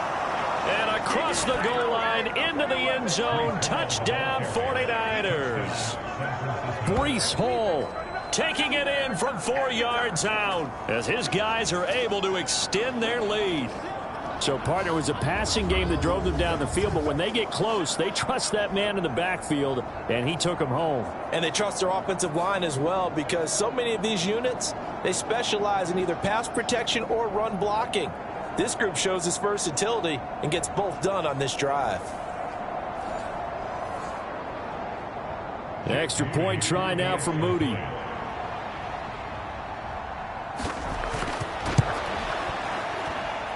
And this one's right through to make it a 14-3 ball game. So that drive, 80 yards, 9 plays. And it was capped off by a Breece Hall touchdown run. So after the made field goal by Moody, he's back out to kick this one away.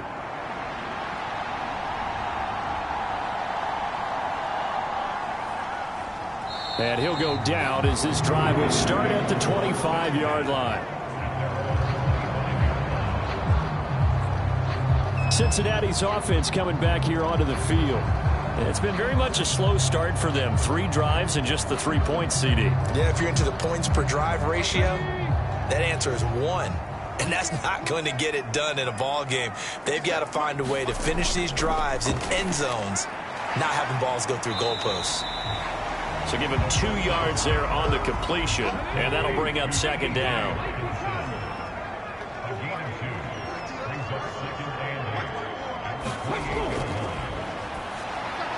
We're going back to the same well. It's Hockenson again. That'll go for a gain of 7. And now 1 yard to go on third down. Coming up at halftime, I'll go from one personality, that's you, Charles Davis, to another one in Orlando, the coach. He'll have stats and scores from around the NFL. You and Jonathan Coachman both larger than life. No doubt about it. But you're stuck with me in this booth, yes, and he's miles away and smiling. And happy. Here's back-to-back catches for Devontae Adams. And he'll be taken down across the 50 at the 45 in enemy territory. Back to throw again. Quick slant caught by Chase. And he's taken down inside the 30. 15 more there, and they're on a roll. It's another first down. Seems as if the passing attack's starting to heat up a little bit here in the second quarter. You can sense and you can see the momentum, because now they're reading their patterns downfield, they're understanding the coverages, and they're finding the open holes in the defense. Now the Bengals going to use the first of their timeouts, as they'll stop it with exactly a minute to go before halftime. 1st and 10 here, and you know, if they could just get 3 out of this, something about whittling it to a 1-score game at half that might provide a psychological boost. Looking left side, and he's got a man. That's Adams. The Bengals going to use the second of their timeouts, as the stoppage will come with a little under a minute to go in this first half. They'll stick with the passing game as he looks to throw. He goes right back to Adams. That's complete. And this will move the chains again as the tackle's going to be made at the 49ers' 13-yard line. 11 more yards there. This methodical drive continues. This offense finding its legs now. Here's another 1st and 10. This one swung out to Williams. And he is going to lose yardage here. He was unable to shake free there, and they'll cover him for a loss of a yard. That's a great job of tackling right there. If he could have made the first man miss, maybe he could have taken it into the end zone. Instead, they stopped him pretty well right in his tracks, and you often see that in the red zone. Offense has to be quick. In this case, the defense was quicker. Now the Bengals urging everybody to get back to the line of scrimmage. The play-action fake. They'll look to throw. To the end zone, but it's incomplete. That was a touchdown if he could have hung on. Instead, it was a well-timed collision to jar that one free. An incomplete pass on that last play, and that means they'll need to come up with something here on third down. On play action, they'll throw. And it'll be intercepted. It's Jair Brown who's got it. And the Niners are going to get the football here as the ball will come out to the 20.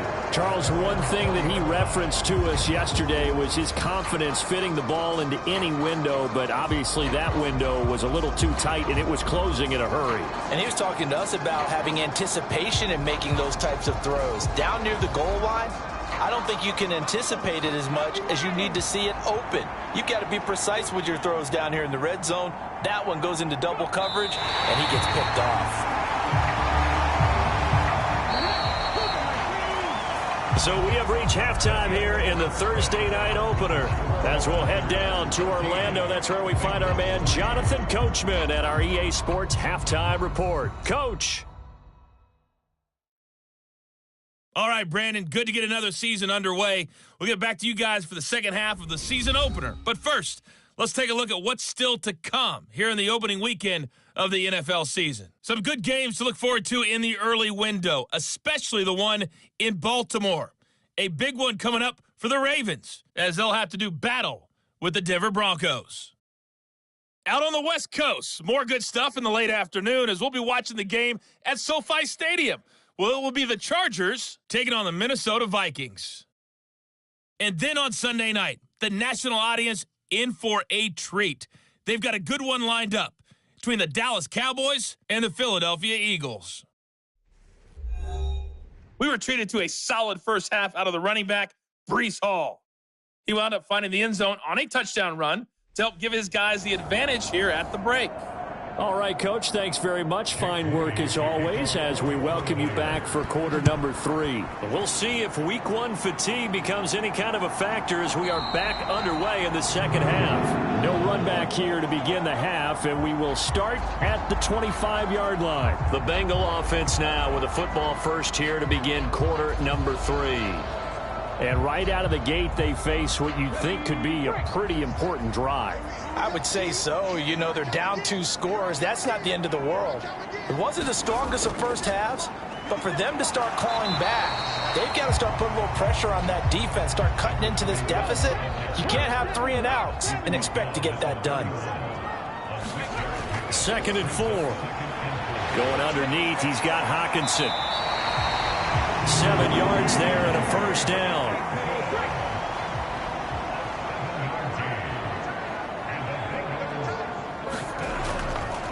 They'll hand it off now. Williams. And he'll muscle his way up to the 43 for a pickup of right around 5. 2nd and 5. Looking to throw. And that will be incomplete. Trying to dial up the long way out there, but it'll be 3rd down.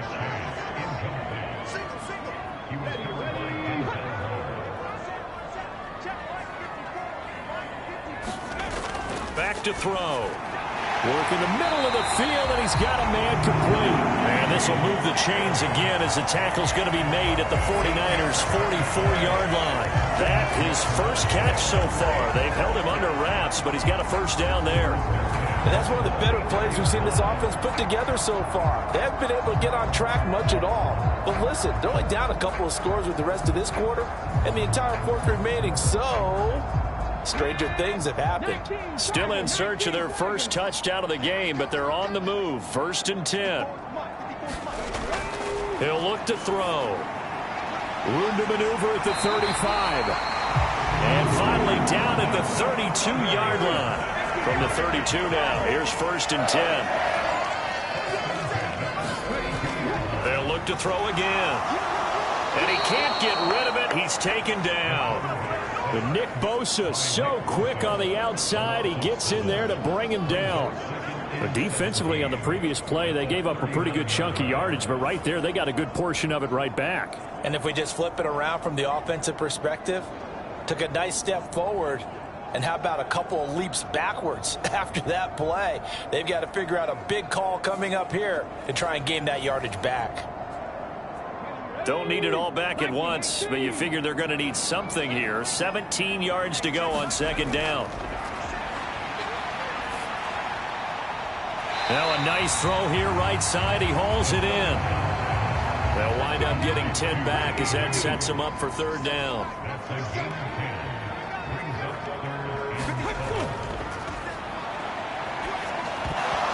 50-yard throw, incomplete. Evan McPherson out for the Bengal field goal. Made his first. This now from 46 yards away. McPherson's kick is good. And a second field goal here cuts their deficit to 14-6 now.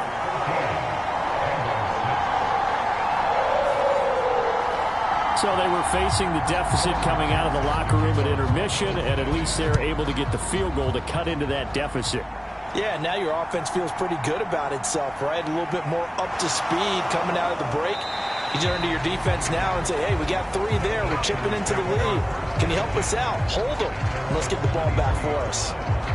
Here's a look at the 49ers offense as they make their way out for their first possession of the second half.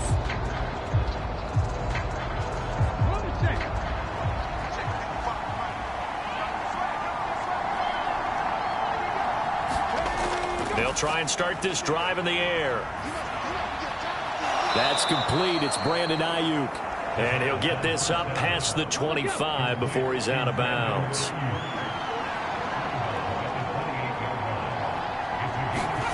Second and 5. And incomplete on the deep ball. With a dime look on defense, 2 extra defensive backs on the field and covered up essentially every blade of grass. That allowed them to disrupt the play. Escaping the pressure right. And he'll be taken down, but he does have first down yardage. 5 yards on the scramble, and that's enough to pick up the first. With nowhere to throw it, decided to scramble, and a nice job, CD. Got the yardage that he needed. Yeah, and his teammates are certainly going to appreciate that effort, even if his coaches don't, because they would have wanted him to slide and protect himself. But he chose team gain over personal protection.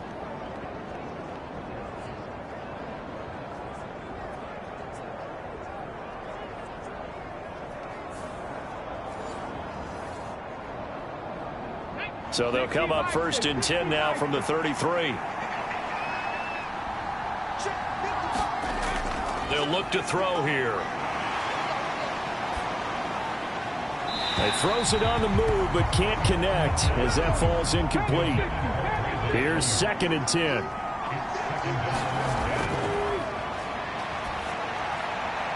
He's got this complete to Ayuk on the out route. And they bring him to the ground just shy of midfield. 15 for the Niners there and a first down. Well, that's what you're looking for when you want to throw the ball downfield. You want one of those guys who can play out on the perimeter, can play out wide, who can not only get open, but when they're covered, can uncover themselves downfield and create catches.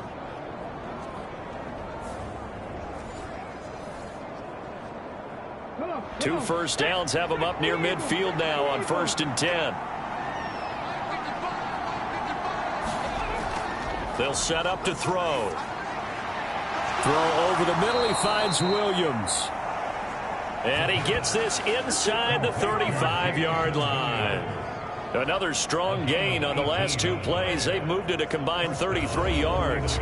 And a good quarterback facing zone coverage. If he has just a little bit of time to survey the scene, that's what's going to happen. No doubt about it. If there's no pressure, he's going to continue to pick them apart because he'll have all that time to find someone open downfield. You can only cover for so long. So maybe they want to go to a zone blitz scheme, get a little bit more pressure. Remember when Carolina did that against Denver? They lost the game ultimately. They dropped the defensive end out, and he ended up with an interception in that game in Super Bowl 50. Maybe some sort of scheme like that to try and get more pressure at the passer. 11 more yards that go around, a first down as well. He's certainly done a nice job spreading the field on this drive, and here he finds his big tight end for good yardage. And that's what you have to do. Keep defenses guessing about where you're going to go with the football.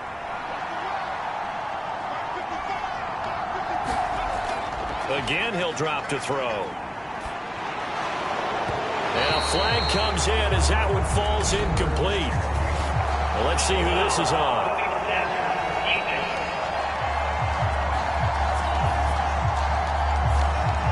So the yellow flag came out, and that leads to a new set of downs for this offense. First and 10. Straight ahead is Hall. And able to get him inside the 5 here, just inside the 5 to about the 4. Second down, ball on the 3. First down marker at the 1-yard line. On second down, a run with Hall. And he's going to take it in. Touchdown, San Francisco. Breece Hall. Already his second touchdown here in this opening weekend. And the 49ers are looking good here in the season opener as they're able to extend their lead.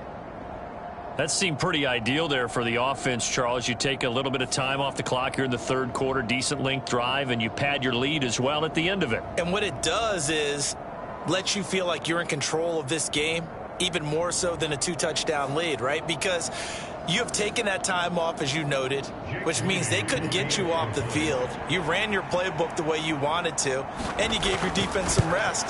What a big-time drive in that situation. Moody good with the extra point. And the lead is up to 15 now. A good drive that time as they go 9 plays in all. And it was capped off by a Breece Hall touchdown run. And no thought to bring this one out. He'll just go down to a knee, and they'll take over at the 25. The Bengal offense now gets set to head back out onto the field. And tough to win games if you're going field goal, field goal, field goal here. They got field goal last time. Now they'll be looking for a touchdown. They're looking for the big chunk now because, as you noted, the field goal way of doing it makes it that much harder and puts more pressure on every possession for you now. Go ahead and get 6 and feel a lot more comfortable about the position they're in. Bigger chunks. We'll see if they can get the score. 2nd and 1. And that's complete to Adams. They call his number again. It's his 6th catch and a first down.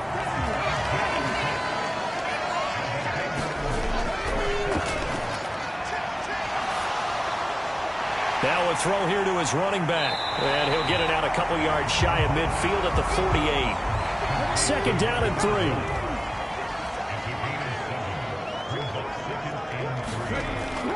From the gun, it's a run for Williams. And this time not as successful as he'll get back to the line of scrimmage and no more. This offense in desperate need of a conversion as they come up on 3rd down. He'll look to throw. Able to find the open man. That's complete.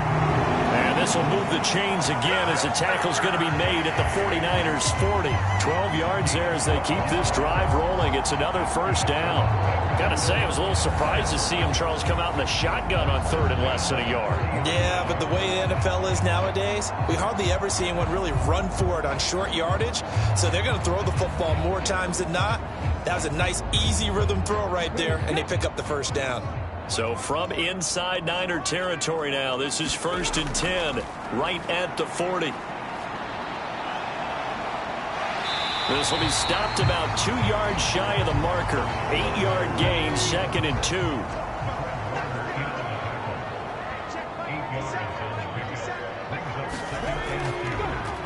Off the option, he'll try and run with it. And he will lose yardage back to the 34-yard line. 2 yards the loss, and now they go from 2nd and 2 to a tough 3rd and 4. Well, we saw a lot of negative plays that resulted in plenty of lost yardage in the first half, and that trend is continuing here.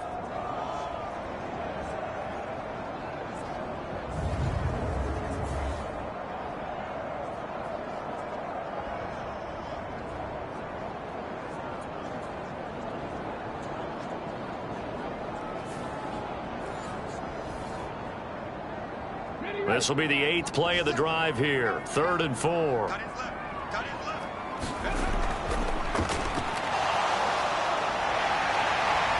And he will slide to a stop. He does have the first down. 10 yards there and a Bengal first. It certainly appears that he's been able to get a read on how they've wanted to contain him in this game.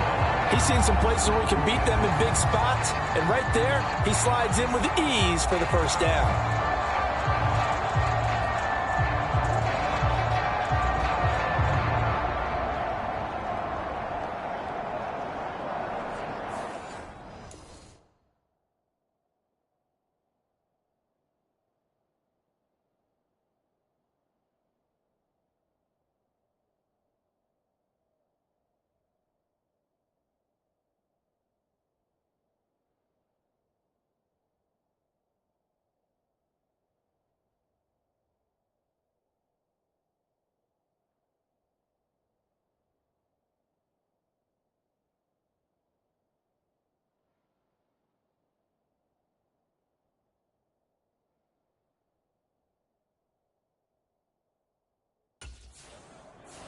Under a minute to go in this third quarter as they come up 1st and 10.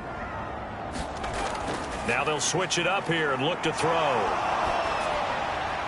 And that is caught on the right sideline, but out of bounds, says the line judge. The throw took him a little too far. It's 2nd down. 2nd and 10, third quarter of the season opener.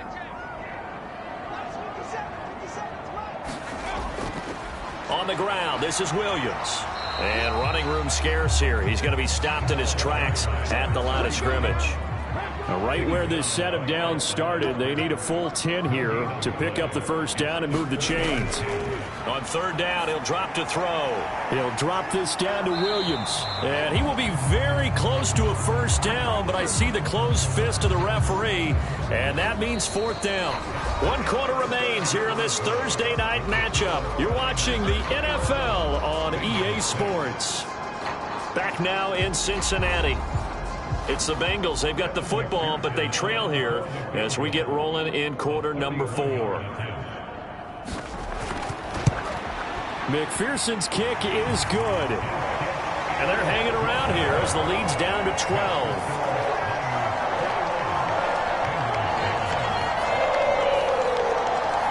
So they're content to take the 3. Somewhat of a conservative call. They're opting not to go for it on 4th and inches. And that's from a team that you and I know is not usually playing it close to the vest. It's a little bit of a surprise that they opted for the 3 instead of going for it. And Williams going to sit on this one. It'll be a touchback. San Francisco set to go on offense once more. Well, there are 2 scores on the plus side. Still time here in this 4th quarter, but maybe you start thinking about playing keep away? Yeah, I think here's the situation. You're not thinking touchdowns anymore. You're just thinking first downs. To keep up with your theme there, playing keep away, first downs, they can't touch the ball.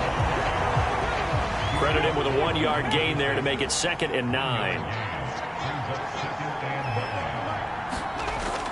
They'll look to throw. The Bengal pressure gets him that time. Down he goes. Max Crosby now with his 2nd sack here on opening night. You know, on these types of plays, we're always looking to assess blame. Okay, where did it break down? Sometimes it's just a great play.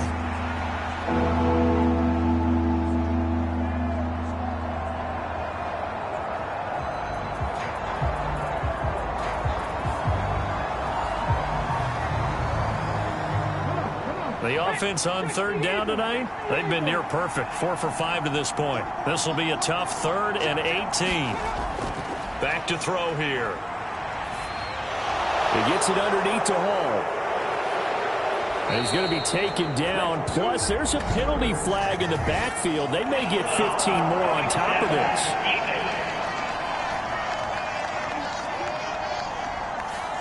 Ouch, you thought you had the defensive stand. Roughing the passer wipes it out. What does every defense talk about?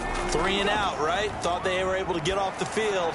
Not so. There's a ball thrown right side and complete. And they'll get him down as he's inside the 40. Another big hitter there. This one good for 18. These guys are running offense like you drive. The pedal is down. Stomp down. How about that? Back-to-back completions. They are rolling. So much for being conservative and running that football. Altogether, a pretty shaky start to the year for this defense as they defend another 1st and 10. They're going to look to throw. That's complete out left to Ayuk. Now 2nd and 3. Out of the gun, they run it with Hall. And he works his way free all the way down to the outskirts of the red zone. The Niners have the first down on a gain of 11. Starting to become a tough spot for this defense. You're down 4th quarter. Looking a little fatigued maybe on that side of the ball. Partner, we've seen this before, haven't we? Because every coach we've ever talked to says body language is important. And now you're seeing guys with their hands on their hips, they're bent over, hands on their knees. And the offensive guys are just saying, let's just keep running it at them. We've got them now. First down, here's Mitchell. And a couple of yards as they move it from the 21 to the 19. 2nd and 8 coming from the 19.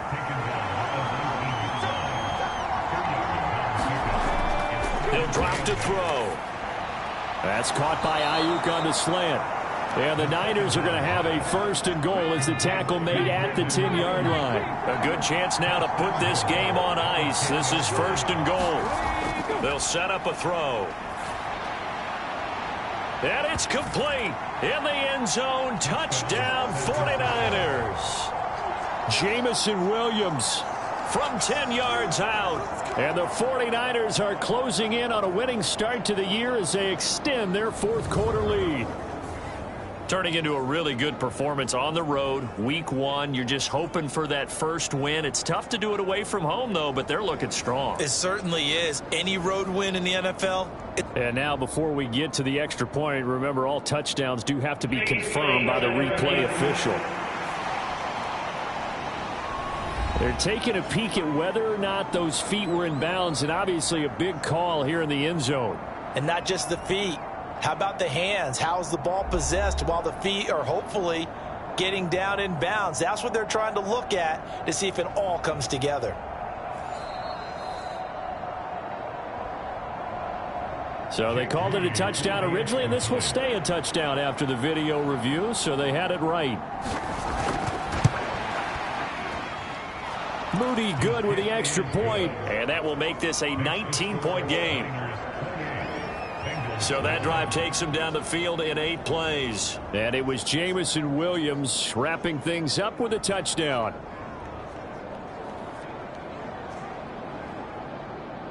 So here's Moody back out there now to send this one away.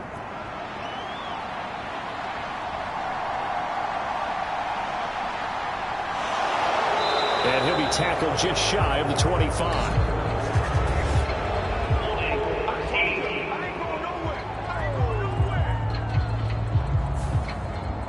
So the hold on special teams backs him up all the way inside the 15 to start. On first down, he'll drop to throw. Got a man over the middle. It's Williams. And he'll get it up here this time to the 21. From the 21, here's second down and 3. Now they'll throw here out of the gun. Going underneath, he's got Hockenson. And he got blown up on that play. Back at the 20. It'll be a loss of a yard, and that's going to lead to a 3rd and 4 coming up. I don't know how well our microphones are picking it up for those of you at home, but Charles, you and I can hear it. A lot of groans right now coming from this crowd. I don't know if we're picking up what's happening in the stadium or from the people who are supporting this team at home, because it's coming through loud and clear to you and me. This offense, they've been stuck in neutral much of the game. And on that last play, they actually went in reverse. I think this crowd would have liked neutral, don't you? Yeah, neutral would have. All right, rifles one, and that's going to be intercepted. Picked up by Talanoa Hufanga. And they're going to be set up in the red zone at the 15. And they'll take possession already in the red zone and in a great spot to add points to the scoreboard. And, Brandon, how many times have we seen a defense with a lot of field behind them get even more aggressive, right? They feel like they've got them not pinned down, but in a favorable spot for them, and they took advantage of it there. Got a nice interception and set up their offense in great shape. On 1st and 10, it's Hall. Tackled on the play by Miles Murphy. Here's 2nd and 7. Now back to throw. And a quick throw here, that's complete. A gain of 3 last play. This time they double it and pick up 6. They'll come to the line needing only 2 yards to gain the first here. They'll go to the air here on 3rd and 2. He's got his target. That's complete. And the 49ers are going to have 1st and goal coming up as they're able to convert there on 3rd and 2. He's been the go-to guy. They needed a big play there on 3rd down. Went his way. It worked out. Doesn't matter whether they've scouted it or that they think he's going to get the ball. He has a knack for finding his way open and completing the connection. Come on. Hey, check the Eagles.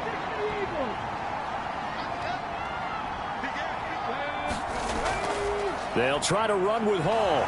And he'll take this into the end zone for a San Francisco touchdown. Breece Hall with now 3 Week 1 touchdowns. And the Niners take advantage of the short field and finish it off with a quick touchdown. Sometimes offenses can get too cute down near the goal line, but there's nothing fancy about this one. As Coach Lombardi would say, we get a seal here, and we get a seal here, and we run this play in the alley. And that's good work to hit the hole hard and finish in the end zone. Now Moody for the PAT.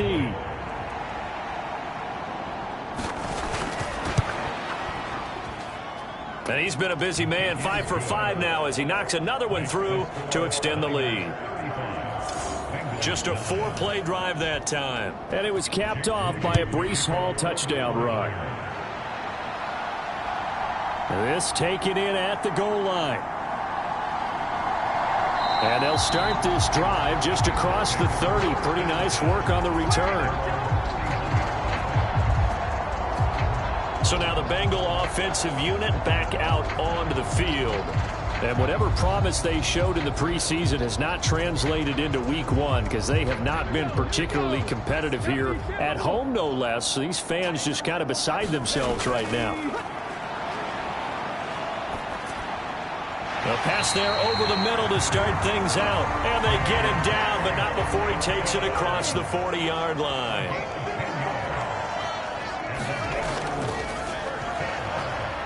They run on first down, but it only produces a gain of 2.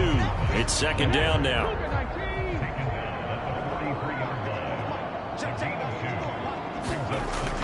They'll drop to throw. Over the middle, he finds Higgins. And this will move the chains again as the tackle's going to be made at the 49ers' 45-yard line. Well, this game was decided a while ago, and that completion there is going to artificially inflate his passing numbers. So right now, the only one really applauding probably his agent as he thinks about angling for a new contract.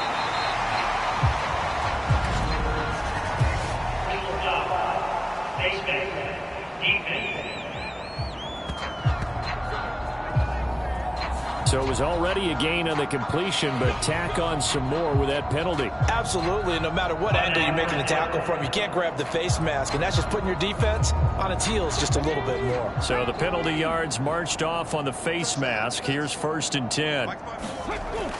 Now a shotgun snap as they'll look to throw. And he will take it on in for a Bengals touchdown.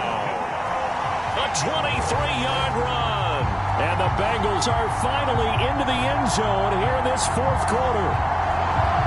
This is a great decision right here. Out of the pocket to his left, and he knows if he waits too long, the defense is going to be all over him. So he makes a decision to go and wins the race to the pylon. Evan McPherson now for the PAT.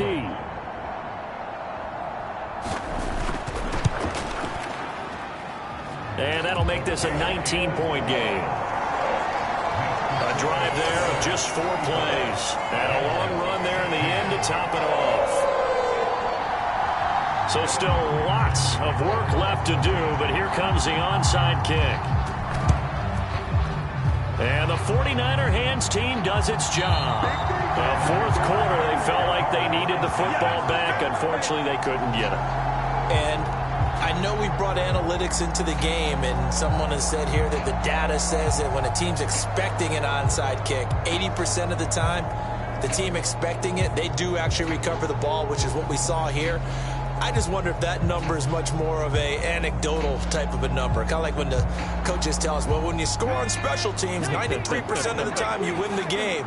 I'm still waiting to see that number is empirical. Hall on a give up the middle. And nothing much materializing there on the first down run. He'll get a couple, and that's it.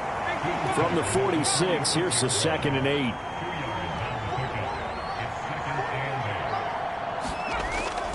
They'll go again with Hall.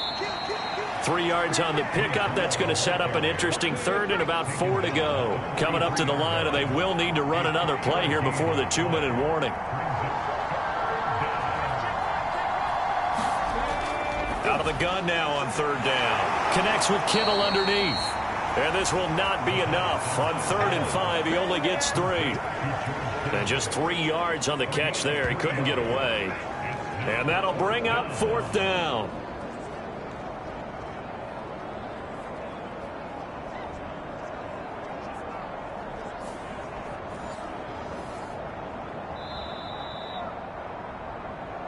2 minutes left to play in this football game here on EA Sports.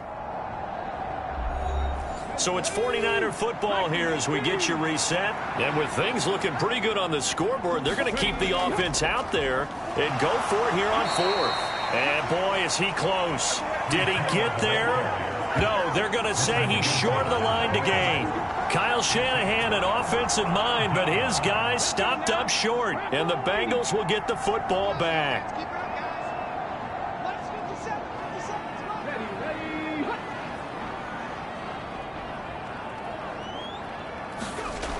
They'll come out throwing here to start the drive. And they'll get him down after a pickup of 8, 2nd and 2. Now they got to get to the line quickly. Here's a play fake as they set up to throw. Connecting on the out route here with Higgins. And he gets this to the other side of midfield across the 45 before going out. Now on first down, he'll drop to throw it. And for a 3rd time tonight, he's intercepted. And he'll get it all the way down inside the 35-yard line. This spot in the 4th quarter with that deficit had to throw the football. Unfortunately, there's the risk of big turnover. And you know you're going to be throwing against nickel, dime, all sorts of exotic defenses, but you have to do it anyway. Ordinarily, you might want to run the football a little bit, try and get them out of it. But as you noted, this time of the game, this point on the clock, had to throw it. Here's a give to Hall. And not a whole lot of room to operate there on the first down run. He gets maybe 3. They'll come up 2nd and 7.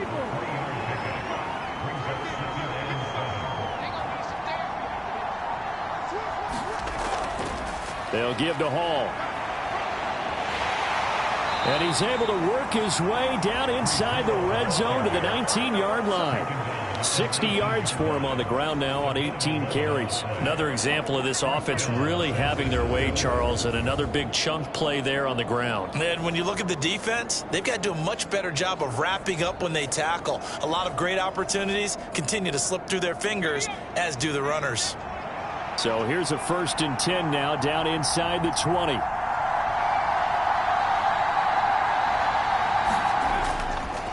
Hall again.